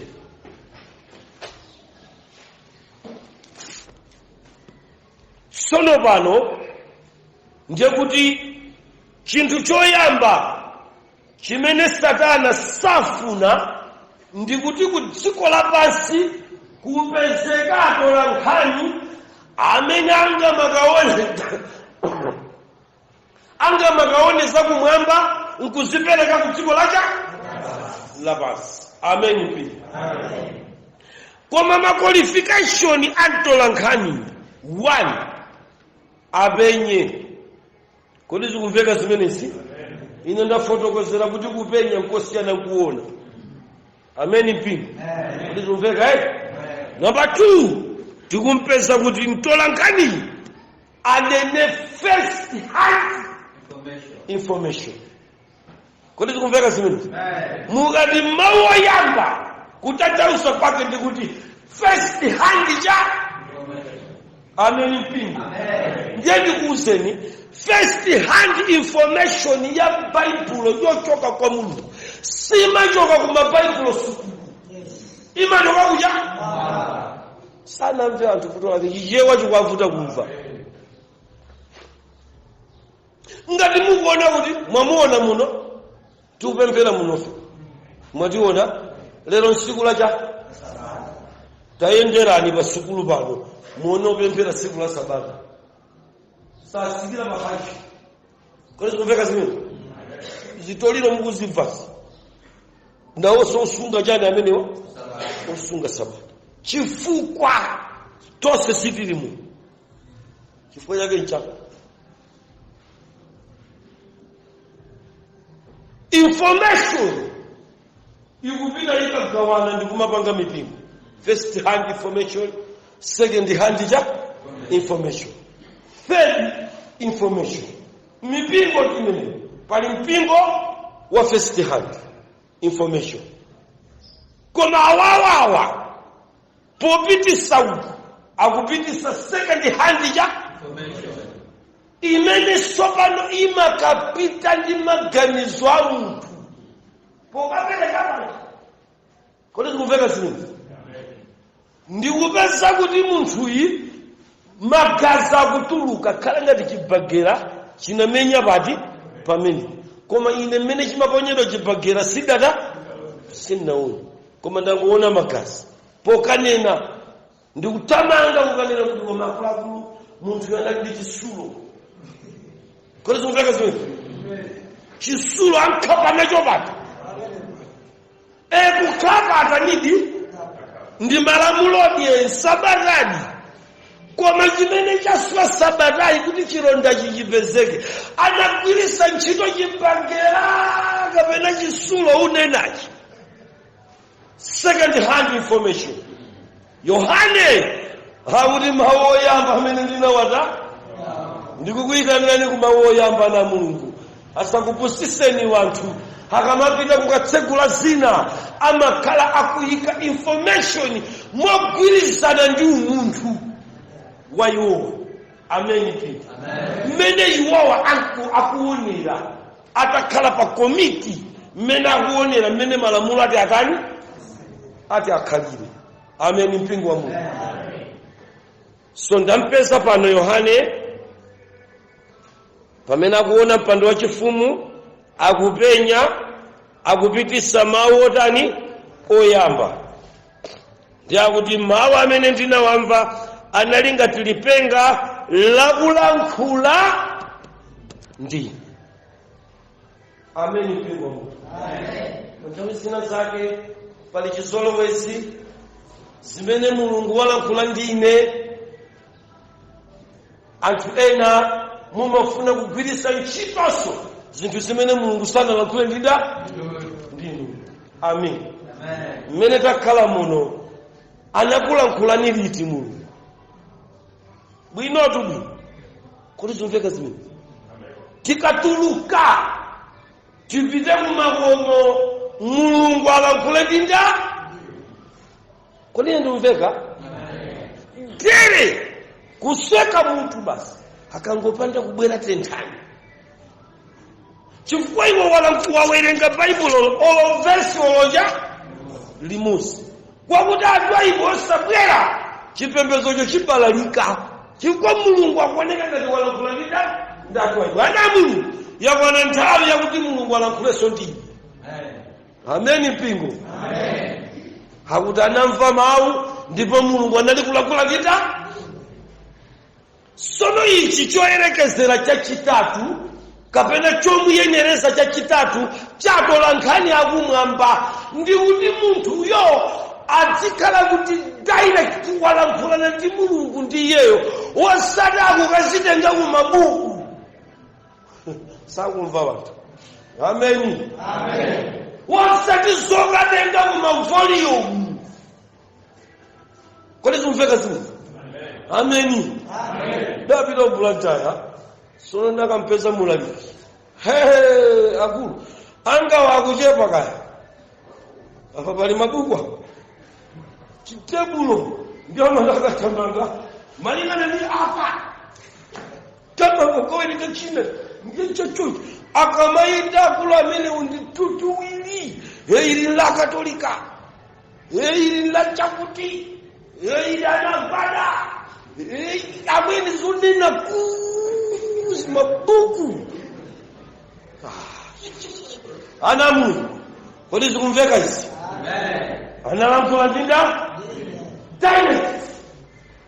Mpingo wa kumapeto ndio kawo umene utalankhulidwa ndi Mulungu direct. Atolankhani amene atenge picture yakumwamba ndi kulowesa wanthu mu ufumu wa Mulungu mumvereo kawo amene akutenga direct kuchoka kwa Mulungu. Basi tatsala pati pamene. Amen. Mpingo wa Mulungu. Ana Mulungu mundilole kuti ndiduse chigawo chimenechi. Nkhawa ya Satana yayikulu kwambiri ndikuti zinthu 10 zimenezi munthu asazitanizi asazione. Amen. Sono mmene ndikupita kwina ndimafuna kuti chapter number 4 inuyo muwerenge verse number 2 kuti tipeze chinthu cha number 4 chimene mtolankhaniyo akuyenera kukhala nacho. Verse number 2.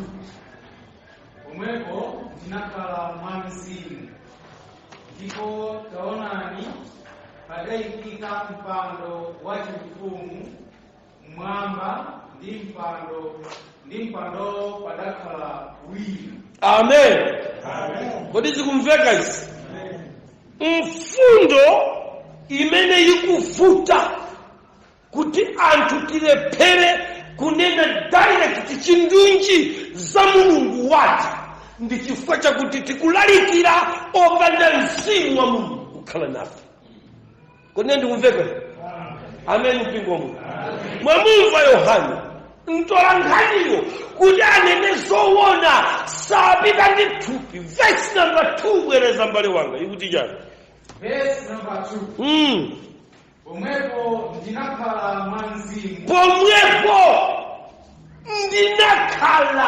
mwa sopano ndinjimene chisipermanenti sakumva vanthu sichakuti mungakagule ukolechi kumangira chalichi ayi chimachita uyera at a time pamene pali business mukuchita ndi Mulungu ndiye mzimu yamata amabwera udzakhala ndinda ndiyo nthawi zokhala ndi mzimu si nthawi zimene inu muyenera kuyerekedwa nazo chifukwa palibe mtumiki ku dziko lapansi amene adakhalako ndi pocha mberekero yoberekera mzimu wa Mulungu.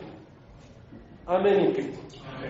Kuti zikumveka zimenezi chifukwa mzimu amachita kubwera kudzakhala ndinda at a purpose with a mission to do. Kaindumveka inu? Kodi zikumveka zi? Ameni.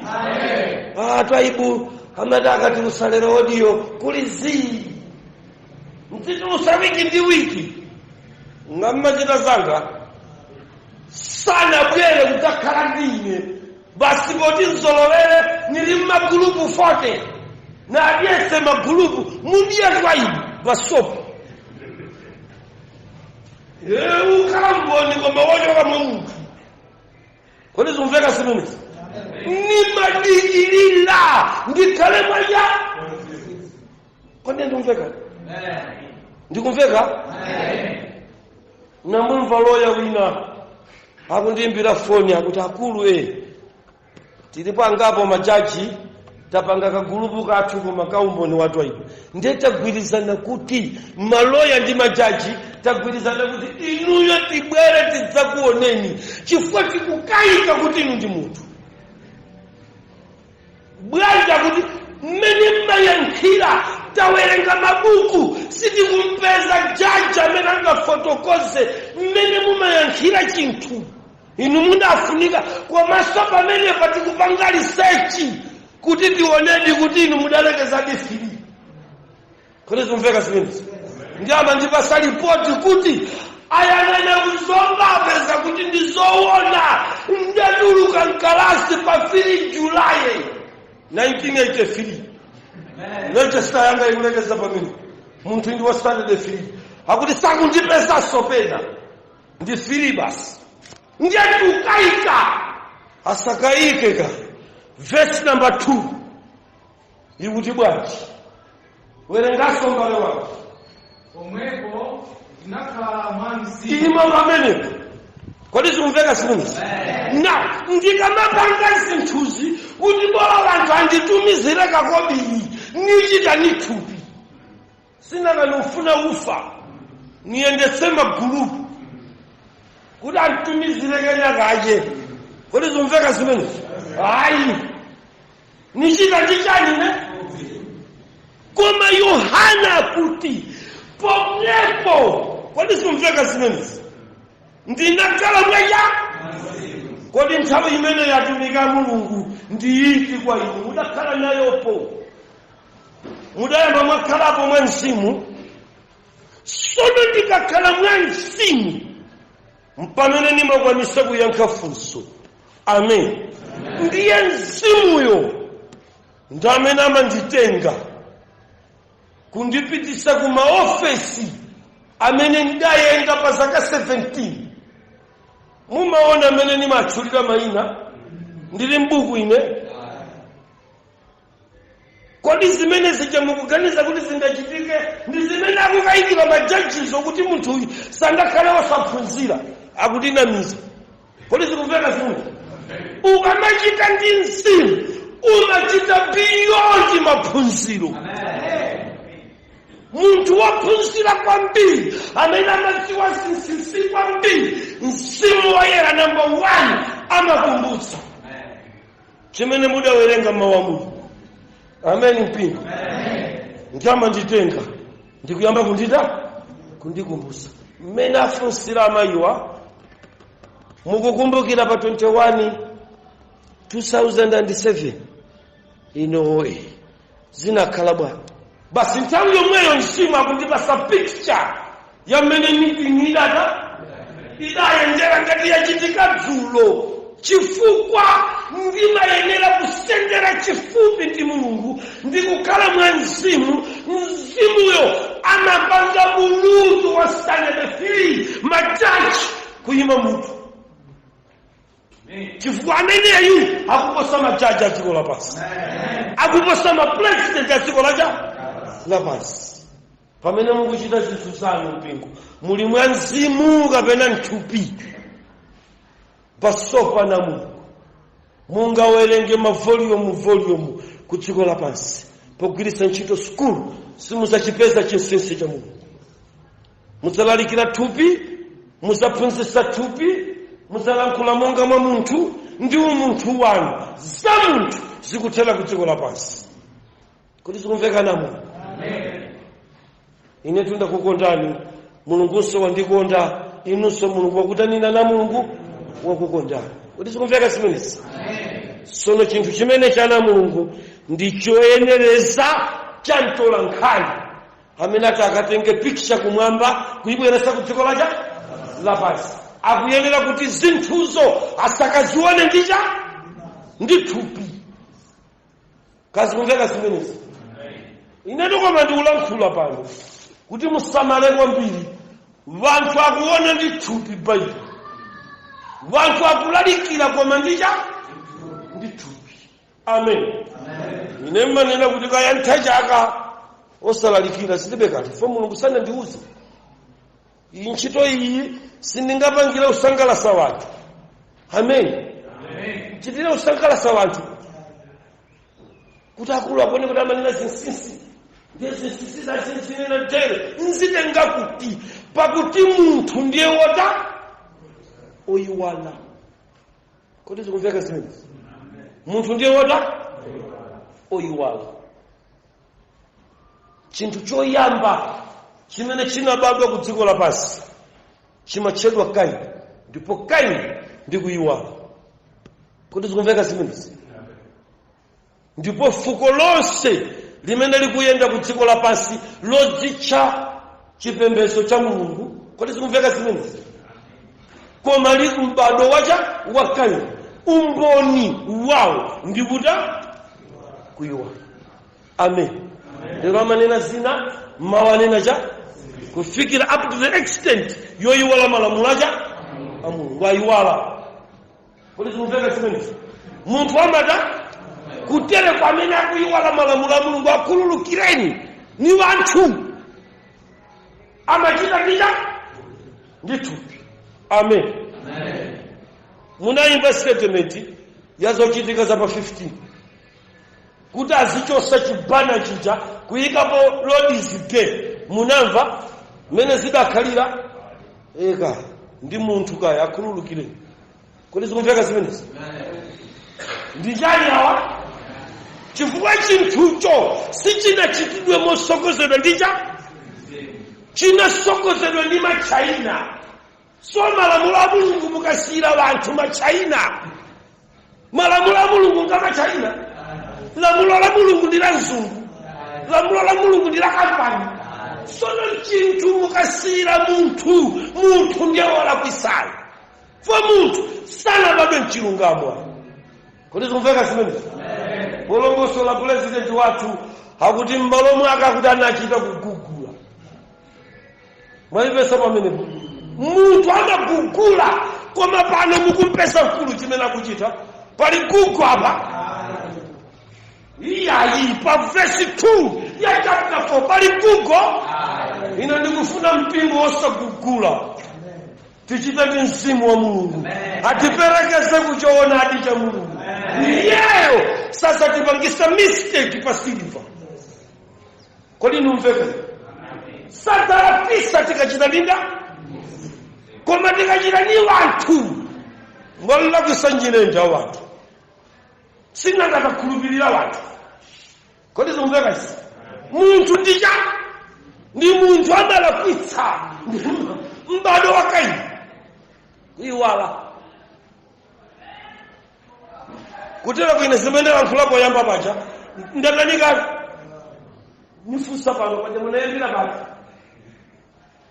nayambira ku Mateyu munayambira Mateyu yakulu kwese munayambira chivumbuluso. Munthu amatani amayiwala.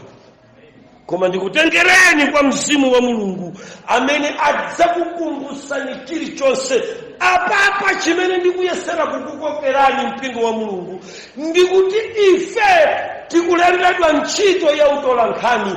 Ndiye ndikukupasani zinthu folo zimene mtolankhani adachita ndipo mudziwe kuti zonsezi ndikuzitenga pa zinthu 10 zimene Satana adanena kuti safuna wanthu kuti adziwe. Ndiko kwadziwisa wanthu za mpando wa chifumu amene angakaone mpando umenewu kuti adzaliuze dziko akufunika akhale mzinthu zimene ndikuzifotokozazi pafupifupi 4 tiudziwa bwino mpando uti umene. Amen mpingo. Amen. Ndiloleni kuti kumeneko ndichoke. Titayambapo hapa. Number 1. Amen mpingo wa Mungu. Amen. Satana sakufuna kuti munthu ina aliyense akaone mpando wa chifumu. Chivumbuluso chapter number 4. Ndi pamene timawerenga. Amen mpingo. Amen. Tilimodzi kodi? Amen. Kolingana ndi chivumbuluso chapter 22. Tiwerengeni verse number 1 mpaka verse number 3. Chivumbuluso chapter 22.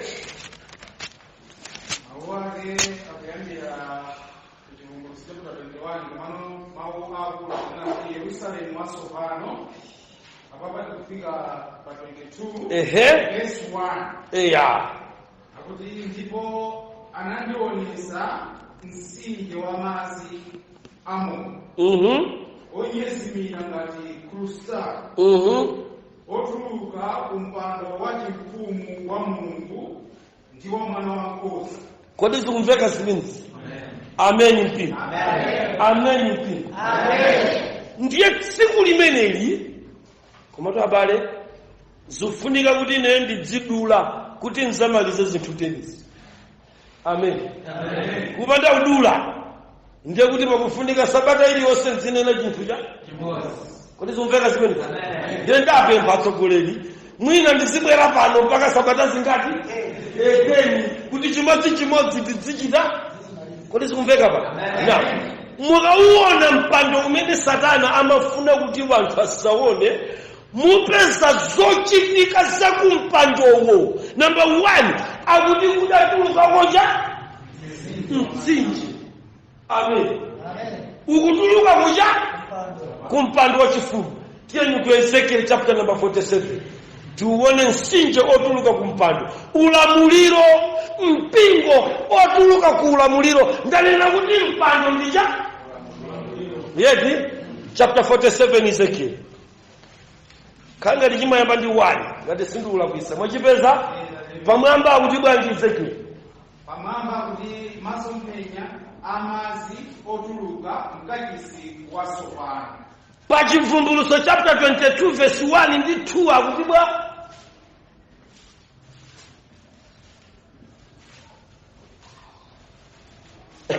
Chivumbuluso chapter 22 verse 1 kunena zokuti ndipo anandionesa mtsinje wa madzi amoyo onyezimira ngati krusta otuluka kumpando wa chifumu ndi wa mwana wa Nkhosa. Bwerani pa Ezekiel chapter 47. Ezekiel chapter 47. Mutu akuti bwa Mutu akunena zokuti masomphenya amazi otuluka mkachisi wasopano. Ana Mulungu kulibe kwina kumene tingapeze mpingo umene uti uyime kumasiku akumapeto. Kunja kuno tili ndi mipingo iwiri yoyimira misinje. Pali msinje mpingo umene ukuchokera kumpoto, ndiye tili ndi msinje umene umachokera kukachisi wa Mulungu. Kodi zikumveka zimene? Now, Yohane akupita kukaona pambuto. Kodi zikumveka zimene?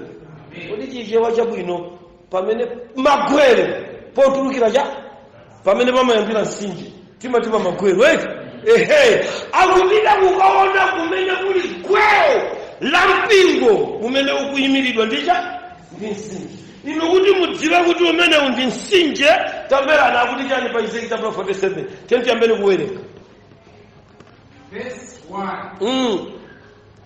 Ndipo anandibwerezera khomo la nyumba, ndipo taonani panatumbuka madzi pansi pa chiundo cha nyumba mmwamba. Kodi zikumveka zimene?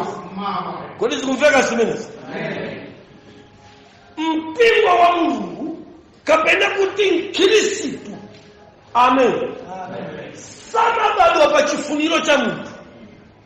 Kuti akhalepo amayenera kubadwa pa chifuniro cha Mulungu. No, Ezekiel akunena kuti adaona nyumba. Kodi zikumveka zi? Ndiye kuti chakumwera kwake kapena kummawa kwake anaona chiwundo cha Yehova pakuphulika mtsinje wochita kutumphuka. Amen. Ndikufuna aneneri wotumphuka, wosati wochita kuumbidwa.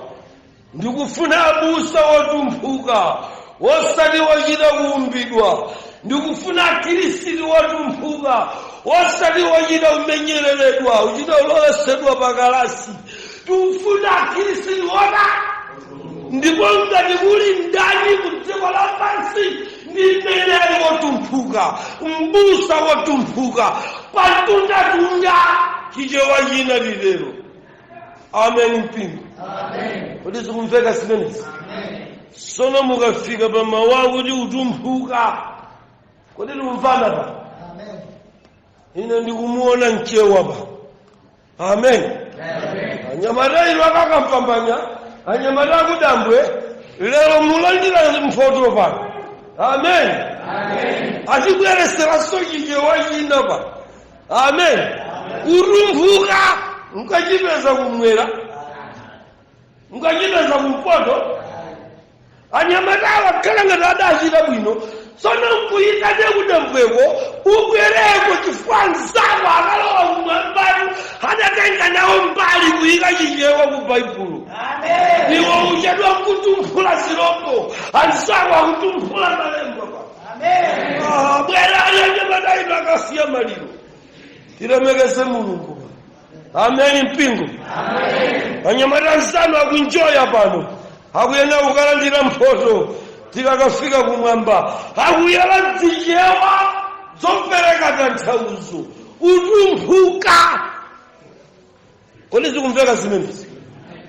Sono kutumphuka kumatanthauza kuti chinthucho chayambitsidwa ndi chinthu choposa munthu. Sakumva watu. Kutumphuka mfumu ya mudzimo singachite makani, simakhala mfumu iwayo. Nonse pamodzi ndi mafumu mumapita, pamenepo kukaona nonse mumakhala alendo chifukwa chinthucho chachitika, wasati chifukwa cha inuyo. Amen mpingo. Amen. Sono mukadzaona chifuniro cha Mulungu chimaina chizikhala chotumphuka. Amen.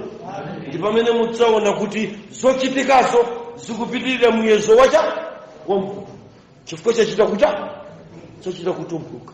Amen.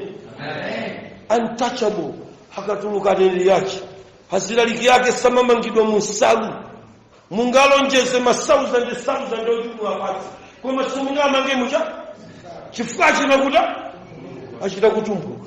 Amen mpingo. Ndipo mpingo umenewo wakumapeto uchita kuta ndio ukutumpuka. Palibe doctrine imene kuti ugwire. Palibe utsogoleri umene kuti wamange. Chifukwa ndiwo chita kuta akutumpuka kuchoka kuja kumpando wa chifumu. Amen mpingo. Ndiye Satana ankadziwa kuti kumpando wa chifumu vanthu akadziwako ndi kumene kukuchokera cha akufuna ulamuliro pajananira kuti mpando kuyimira cha akufuna mpingo umene udzitumphuka ku mipando ya dziko lacha lapasi. Amen. Amen. Ine mundilole. Amen. Olontalekeza pa chomwechi osakuuza ni chachiwiri. Amen mpingo. Koma ndikufuna chinthu chimenechi ndichipereke ichimochedwa koma chikhale chomvekana. Kodi zomvekana mu? Amainda bambo mpando mukuona mu buku la chivumbuluso uli ndizo tanthauza koma zamphamvu. Amen mpingo. Amen mpingo. Chimene Satana akuchita lero ndikukweza mpando wake ku dziko lacha lapasi, ndiye kumpandoko ndikumene akufuna kudzituluka cha mipingo idzituluka kumpando wanda kumaulamuliro aku dziko lacha lapasi. Amen. Ndiye pano ndili ndi mndandanda wa mipingo yotuluka kumpando wa Satana kubwera kuja ku dziko lapasi. Amen. Ndiye katero tukumakala kuti kuchulani achuleni basi mwatani amenewo mwachule taziwe Adamu. Mipingo ina ikuchokera kumpando wacha wa Satana, ndipo chiphunzitso zina zikuchokera kumpando wacha. Pamene pano tikupeza kuti tikufunika kukhala mu mpingo umene ndi direct kuchoka kukachisi ndi kumpando wacha wa Mulungu, kumene kuti kutuluka nsinjewo utuluke direct kwa Mulungu. Ndiye Satana akudana ndi kuti wanthu adziwe za mpando, chifukwa mpando ukuyimira ulamuliro. Ndi akufuna mipingo imene idzimvera ulamuliro wa mpando wa Satana pakayendesedwe kachipembedzo ku dziko lacha lapansi. Kotero kuti mipingo yambiri ikusamusa likulu kuchoka ku mpando wa Mulungu kupita ku mpando wacha wa Satana. Mwatsoka mene msamuko kumene ukuchitika akusamusa ndinu nomwe kukakulumikizisani kumpando wa Satana mmaulamuliro aku dziko lapansi, ma United Nations, anthu osiyana dziko atayika malamulo wawo kuti mipingo itsate. Mipingo ija idatayama uoyamba ikulumikizika kumaulamuliro a dziko lacha, ndi kumene mukumva kuti sabatayi lichoke. Amen. Alumikizika kumpando wacha wa Satana. Ndiye ine ndili ndi chenjezo bwino mungafere kumpingo, kuchipembedzo, kunsinje wotuluka kucha. Amen. Amen. Kodi zikumveka zimenezi? Mwina mungayambe kuti hayi atwaipa mutinamiza, koma khulupirirana na Mulungu. Tikufuna mpingo umene sukhala mdzina la munthu, ukuchokera ku chiwundo cha Mulungu. Amen mpingo. Umene akuti unayamba kuyenda. Amen. Nenda pepesa kale. Amen mpingo. Nakupepesa nikale kutheka kuti temizije sindizitani pano sindizikwanitsa. Amen. Komvera nomwatopa kale mufuna mukadi 5 koloko tifika pano sizitheka kuti zaonekana Mulungu, koma singathamange lero ndime pomwepa basi. Kuti zikumvekana Mulungu. Yeremia chapter number 47. Ndikufuna kuyima pakuti chinthu choyamba chimene Satana adandiuza kuti safuna kuti wanthu adziwe kapena akachione ndi mpando wacha. ndiye ndikufotokozera makalikalalitics achani ampando wa Mulungu. Kodi zikumveka zimene? Wani wakauona atola nkhani yake ndanena kuti akhali ndi zinthu zingati 4 tazipeza ku Chivumbulutso chapter number 4. Amen. Zikumveka ndiye tabwerera ku mpando tikumpeza 22 verse 1 mpaka 3. Yohane mtola nkhani uja sopano wakwera chifukwa pa chapter number 4 atamvera mawu a Mulungu nakhala mu mzimu. Akutaka khala mu mzimu chapter number 4 verse yake ya number 2 ya Revelation anamva mawu akuti kwera kuno. Momwemwe ndiye kuti akati kwera kuno sakunditumizira tikiti ya kwa Amerika pamene. Tikiti imene sina ya Zambia ya kwanja ndiye wakwera. Ndiye mmene wakwera. Ine pa chinthu chimodzi chindikukana kuthawapo ndifotokozere zimene mnyamatayi anakaona mtola nkhani woyamba kukaona picha ya kumwamba atalimba mtima Satana atalephera kumupha anakaona ziti ndakuti mpando wauona koma pouyang'ana hakuona kumbali kwakeko kukutuluka cha madzi. Kodi zikumveka zimene? Ndakuti ndakuona kukutuluka chani msinji. Na mtola nkhani adzikhala ndi umboni wa chimene akufotokoza. Ndiye umboni wa chimene akufotokoza mtola nkhani uyu Yohane. Kodi zikumveka zimene? Tikuchipeza kwenye Ezekiel chapter number 47. Ine ndikumveka pano? Amen. Ndili motsana Mulungu. Amen. Tikuchipeza kuja chapter number 47. Amen. Amen. Ndiye tiwerenge sopapo. Chapter number 47 mpingo wa Mungu. Ine pano sindu uthamanga pa. Amen. Amen. Impole njala kagule nthocha kadi. Amen. Amen.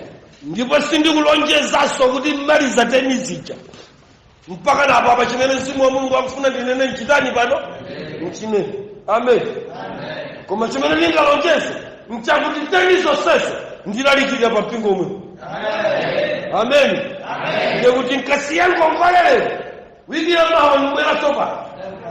Mpaka chimene chinta tenisi nta koma tenisi sinufuna kuzidutsa pamwamba ndizipita deep. Amen. Amen. Kaya chimozi chizilitengera masabata 4 koma mpaka nimaliza zinthu zingati 10. Amen. Amen. Number 1 wapita Yohane chapter number 4. Amen. Wakwera osati ndi kalata yopasidwa ndi chalichi chilichonse koma wapita ndi msini. Tamumva? Ndiye walowa ali mkati sopano mnyamata akuvakasha akuyang'ana ndi chidwi kuyang'ana ja mpando ndiye kuti kunatuluka cha msinji. Ndiye ndikubwereza kuti utola nkhani umafunika evidence. Mangwe kumanena zinthu zopanda umboni. Tamverani zimene zikuchitika ku Ezekiel. Tiye mbale wangu Ezekiel 47. Pamene mawu yambirira kuti masomphenya amazi otuluka mkachisi wa tsopano. Verse 1. Ndipo anandibwezera ku khomo la nyumba, ndipo taonani panatumbuka madzi pansi pa chiwundo cha nyumba kummawa. Ndiye muwereka koma ine ndifuna chije wake muzichimva. Amen. Amen. Ezekiel akudalowa nyumbamo. Amen. Akukumana ndi malamulo. Ndiyakufunika akhale flexible kuti amvesese zimene zikuchitika pamene. Kodi zikumveka zimene? If you are preacher, kaya ndiwe mneneri, kaya ndiwe deacon, kaya ndiwe church elder, ngati uli nyumba ya Yehova, you have to be flexible. Makani ya. Kodi zikumveka? Makani ayi. Nje ingosiya nikapangeni zake. Mwamuona Ezekiel pano. Akudalowa wafika ku chiundo ndi akuti anamubwezera kuti iwerengani bwinobwino. Ndipo anandibwezera ku khomo la nyumba, ndipo taonani panatumbuka madzi pansi pa chiundo cha nyumba kummawa. Ndikudziwa kuti chichewachi chikukuvutani simukumva.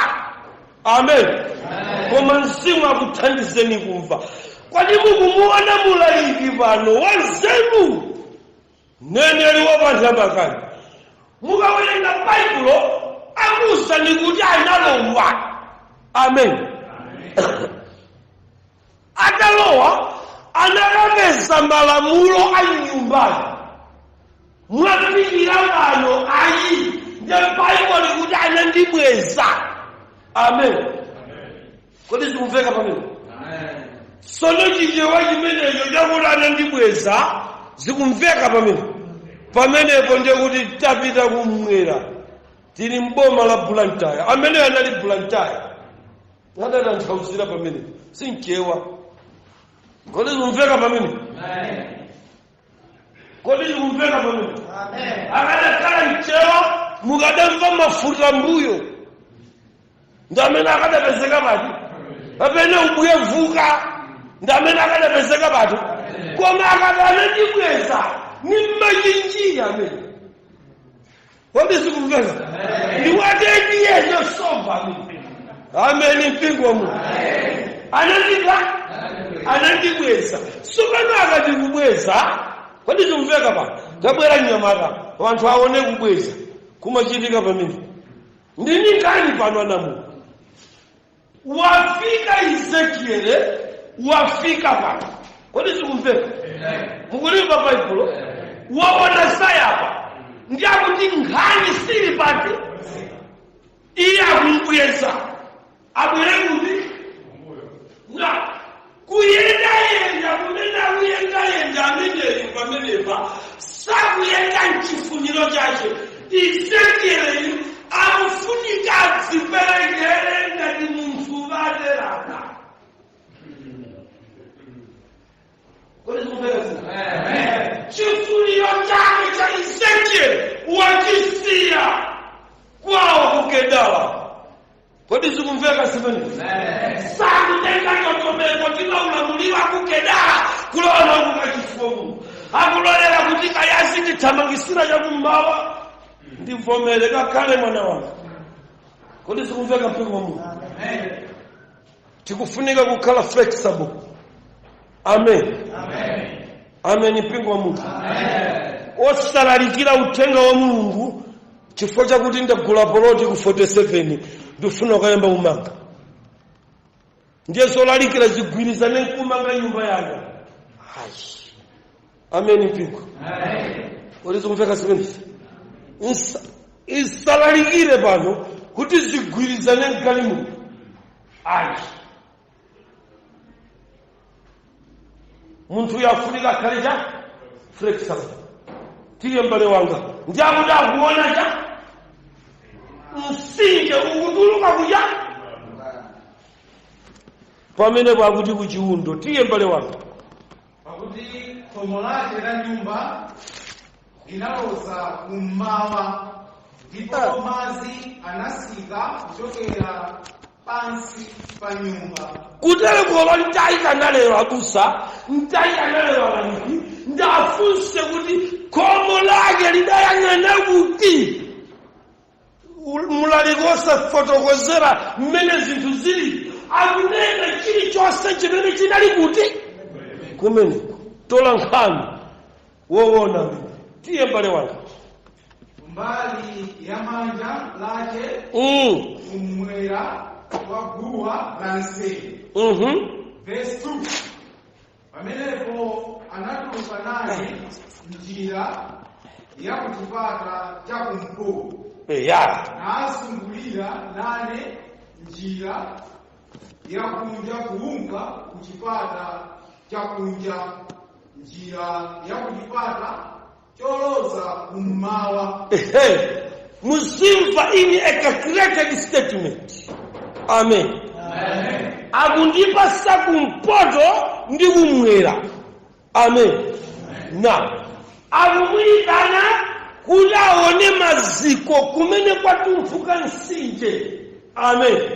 Koma potuluka akuti anadusa naye chakumpoto. Amen mpingo. Amen. Yeremia chapter number 47. Pampoto akudusa naye pachipata. Yeremia chapter 47. Ndibwereza na Mulungu lisada werenge. Ndanena kuti zinthu tani zichenda zilephera lero. Amen. Ngwerera chinthu tani ichi? Chimodzi chinacho ndi sabata ya mawa. Tiye mbele wanga. 7 verse. Yambirani verse number 1. Okay, mawu apamwamba kunena kuti aneneratu za chisauso cha Afilisiti. 47 verse 1. Mawu a Yehova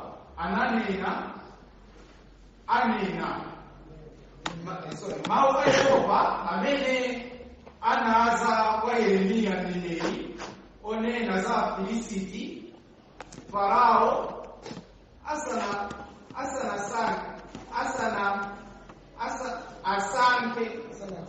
asante Gaza. Verse 2. Yehova atero, taonani mazi azakwera kutuluka kumpoto. Imani pamene. Njakuti Bible anolankhani yawa akundipasa misinje ingati? Iwiri. Mind you be careful masiku akumapeto. Tili ni misinje ingati? Pali msinje woyamba Ezekiel chapter number 47. Ndiwo leo uli kuchivumbuluso chapter number 22. Amen. Ndiye tili msinje umene ukuchokera kumpoto. Amen mpingo wa Mungu. Amen. Njakuti sopano mukanena za mpoto, mukunena za ulamuliro wa mphamvu wa dziko lapansi. Kumene mipingo yakakamizidwa kutenga kwa ulamuliro wake kumasiku akumapeto. Mipingo koma yotuluka kucha yakudwa ukapolo mipingoyo kuti imvera ulamuliro wa maboma akudziko lapansi wayimiridwa ndi mpoto mmasiku akumapeto. Kodi inu muli mpingo? Ana Mungu. Kodi zikumveka? Amen. Mipingo yakudwa ukapolo ndi ulamuliro wakucha wakumpoto. Nyongo yakumapeto ngati inu.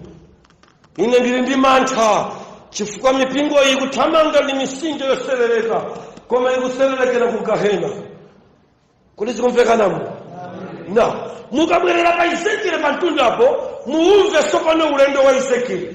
Akuti anadusa koma anadusa chipata cha kumpoto koma ankapita kukamulonesa chipata cha kumwera. Amen mpingo. Kodi Bible ifuna kundiuza chani pamene?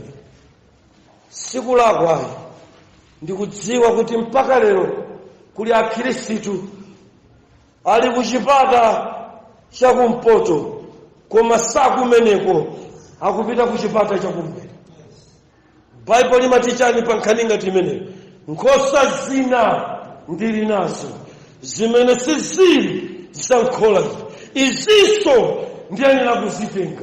Musamanyose alipo wena akubwera kuchali chikuno koma adusa chipata cha kumpoto. Mwano bwachi asadaone chimene mapesa inu chanzanu akubwera kwa madakali kusinje waja adusa vaya mpoto. Nde musamagule mtima umatithamangisa tabwera kwa mavaya mpoto. Ameni.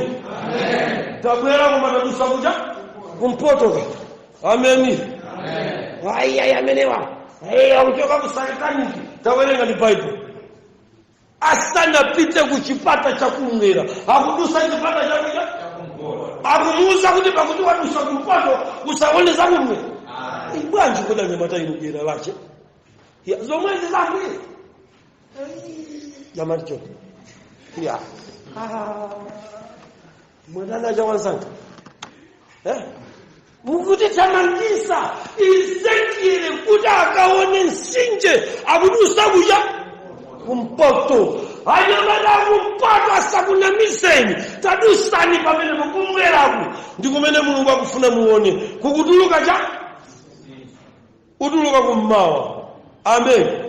Musaiwale kuti ndi nyenyezi ya kummawa imene inatuluka mu 4 BC. Amen. Imene nseva kummawa da isakasaka chimene chinali chipulumutso magwero ansinje wotuluka kuchoka kucha kummawa. Tiye mbale wanga werenga tisipita ndi chapter chimenecho. Abwereza mbale wanga palibe kanthu tunatibwerera pomwe. Njira ya kupata cha kumpoto nazungulira nani njira ya kunja kuunga kupata cha kunja akuzungulira kubwera pasopo njira ya kachita matama akupezana akuzungulira kubwera. Tiye mbale wanga koloza kummawa ndipo taona panatuluka mazi pambali ya kulamanja. Verse 3. Potuluka munthuyo kunka kummawa ndi chingwe choyesera mzanja lake. Anayesa mikono 1,000 nandipitisa pamazi mazi koyesa mkapolo. Mwima pamene pana Mulungu. Amen. Amen. Msinje uja utatuluka ndi omwe utu msinje watu kutuluka kumpando wacha tikunena zimene Satana safuna kuti tikaone. Amen. Akufuna uwu watuluka kumpoto uwu waka Yeremia chapter 47 basi koma uwu akufuna munthu asauone. Ndiye ndikuwauza kuti amene muli kumsinje wa kumpoto sipomwepo zungulirani kuseli mulondoleni Ezekiel kuseliku kuli mpingo. Sakumva zili paseli pakati. Amen mpingo. Amen. Kodi tikumvana pa? Amen. Tikumvana pa nonama? Amen. Amen. Amen. Ndiye wazungulira kuseli. Ndiye akuti akafika kumeneko msinje uja sopano ili ndi Bible. Amen. Amen. Kapena nene kuti divine service yatha tili ku Bible study. Amen pingu. Amen. Kachi sawawa. Amen. Zimene nsimu akule. Amen. Amen. Si zimene tinakonza ife ayi koma zimene nsimu akaba tachoka kuja divine service tawa kuja nitaka zansimu amangobo zokana lizosoka negera ndio koma sikupita kwa Mungu.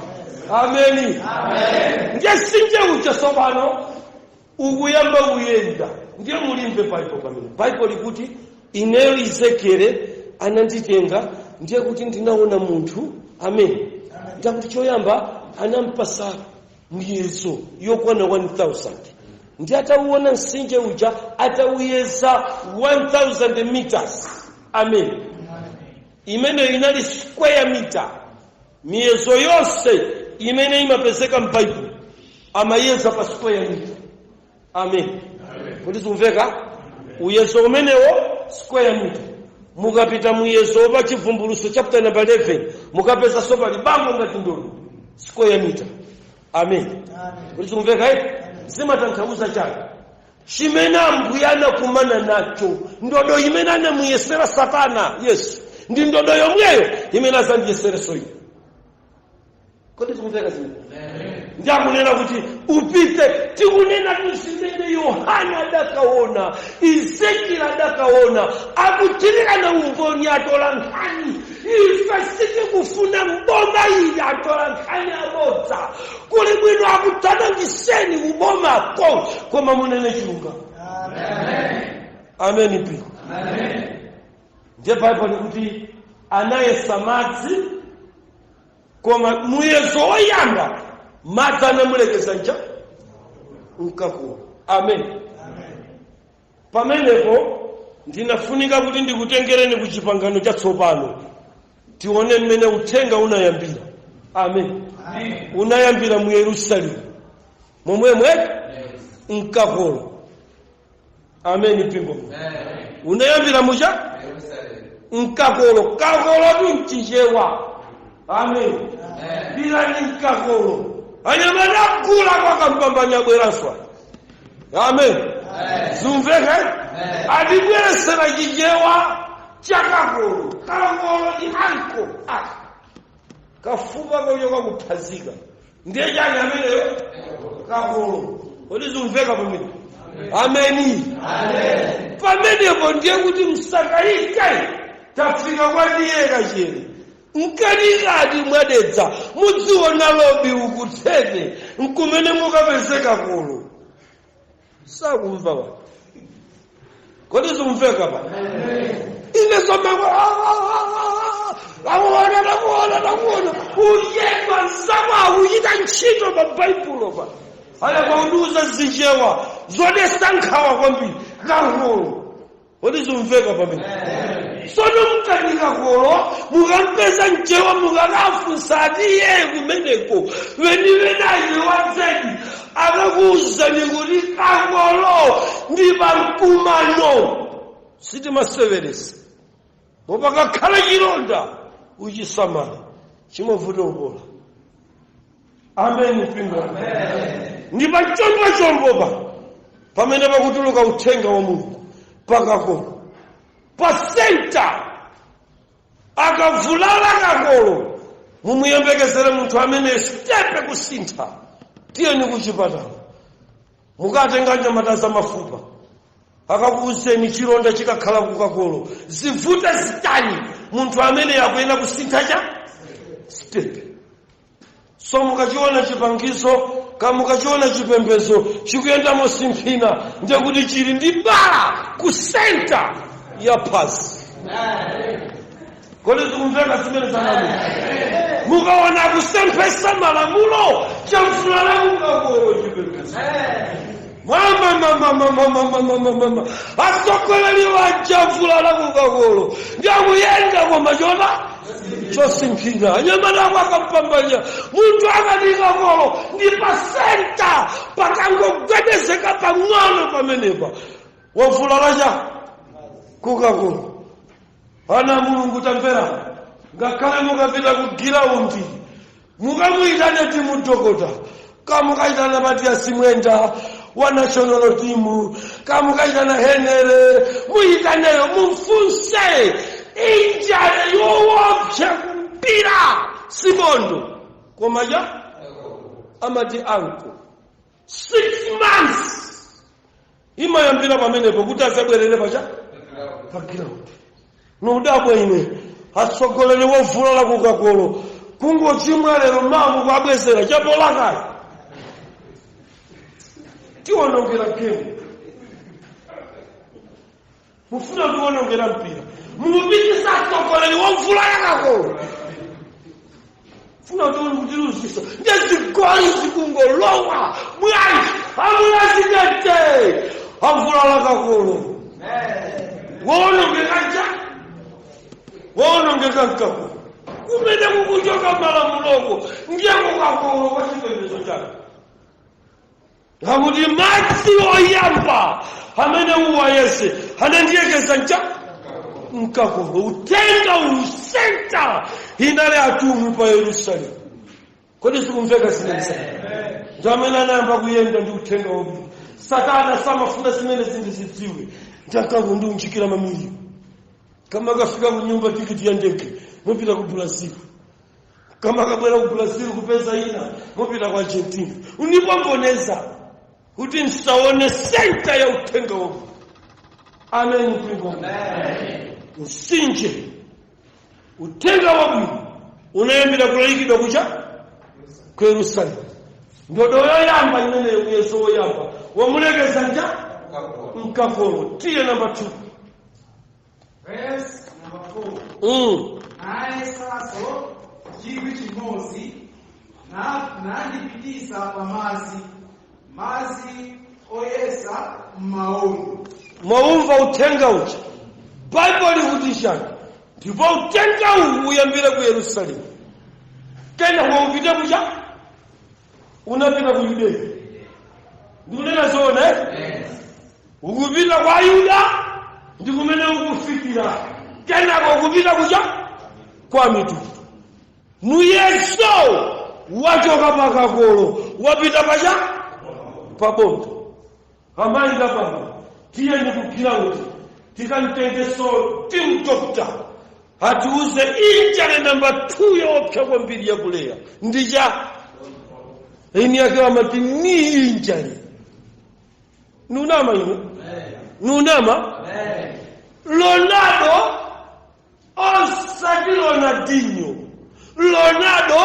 osati Ronaldo wa Manchester United Christian koma Ronaldo wa ku Brazil anasiya msanga mpila mwachisiwa chida chiti kwako kulipa malo papatali kwambiri pamene adayikapo chifanizo cha Maria.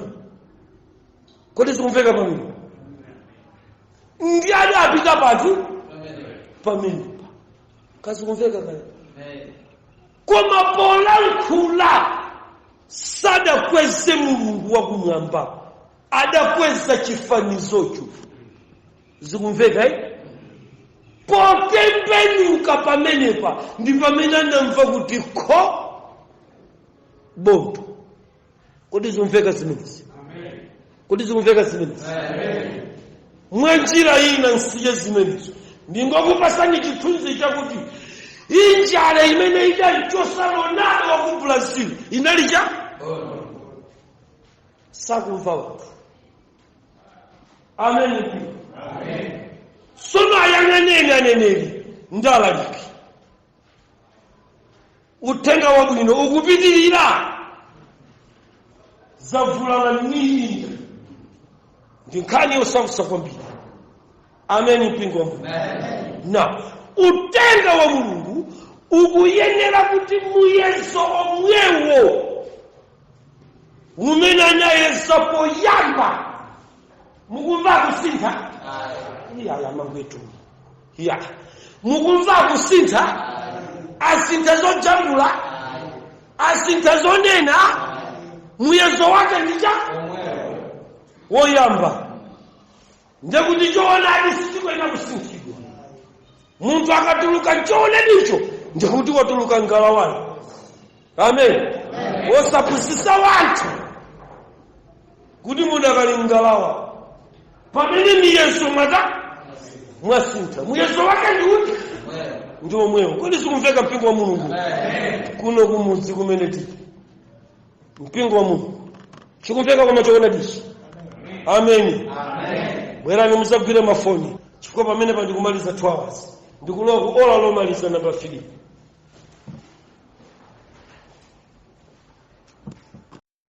Tathokoza chifukwa cha kumvetsera utumiki wathu wa lero ochokera kwa mtumiki wathu Twaibu tumizira nachibale komanso ndi alongo komanso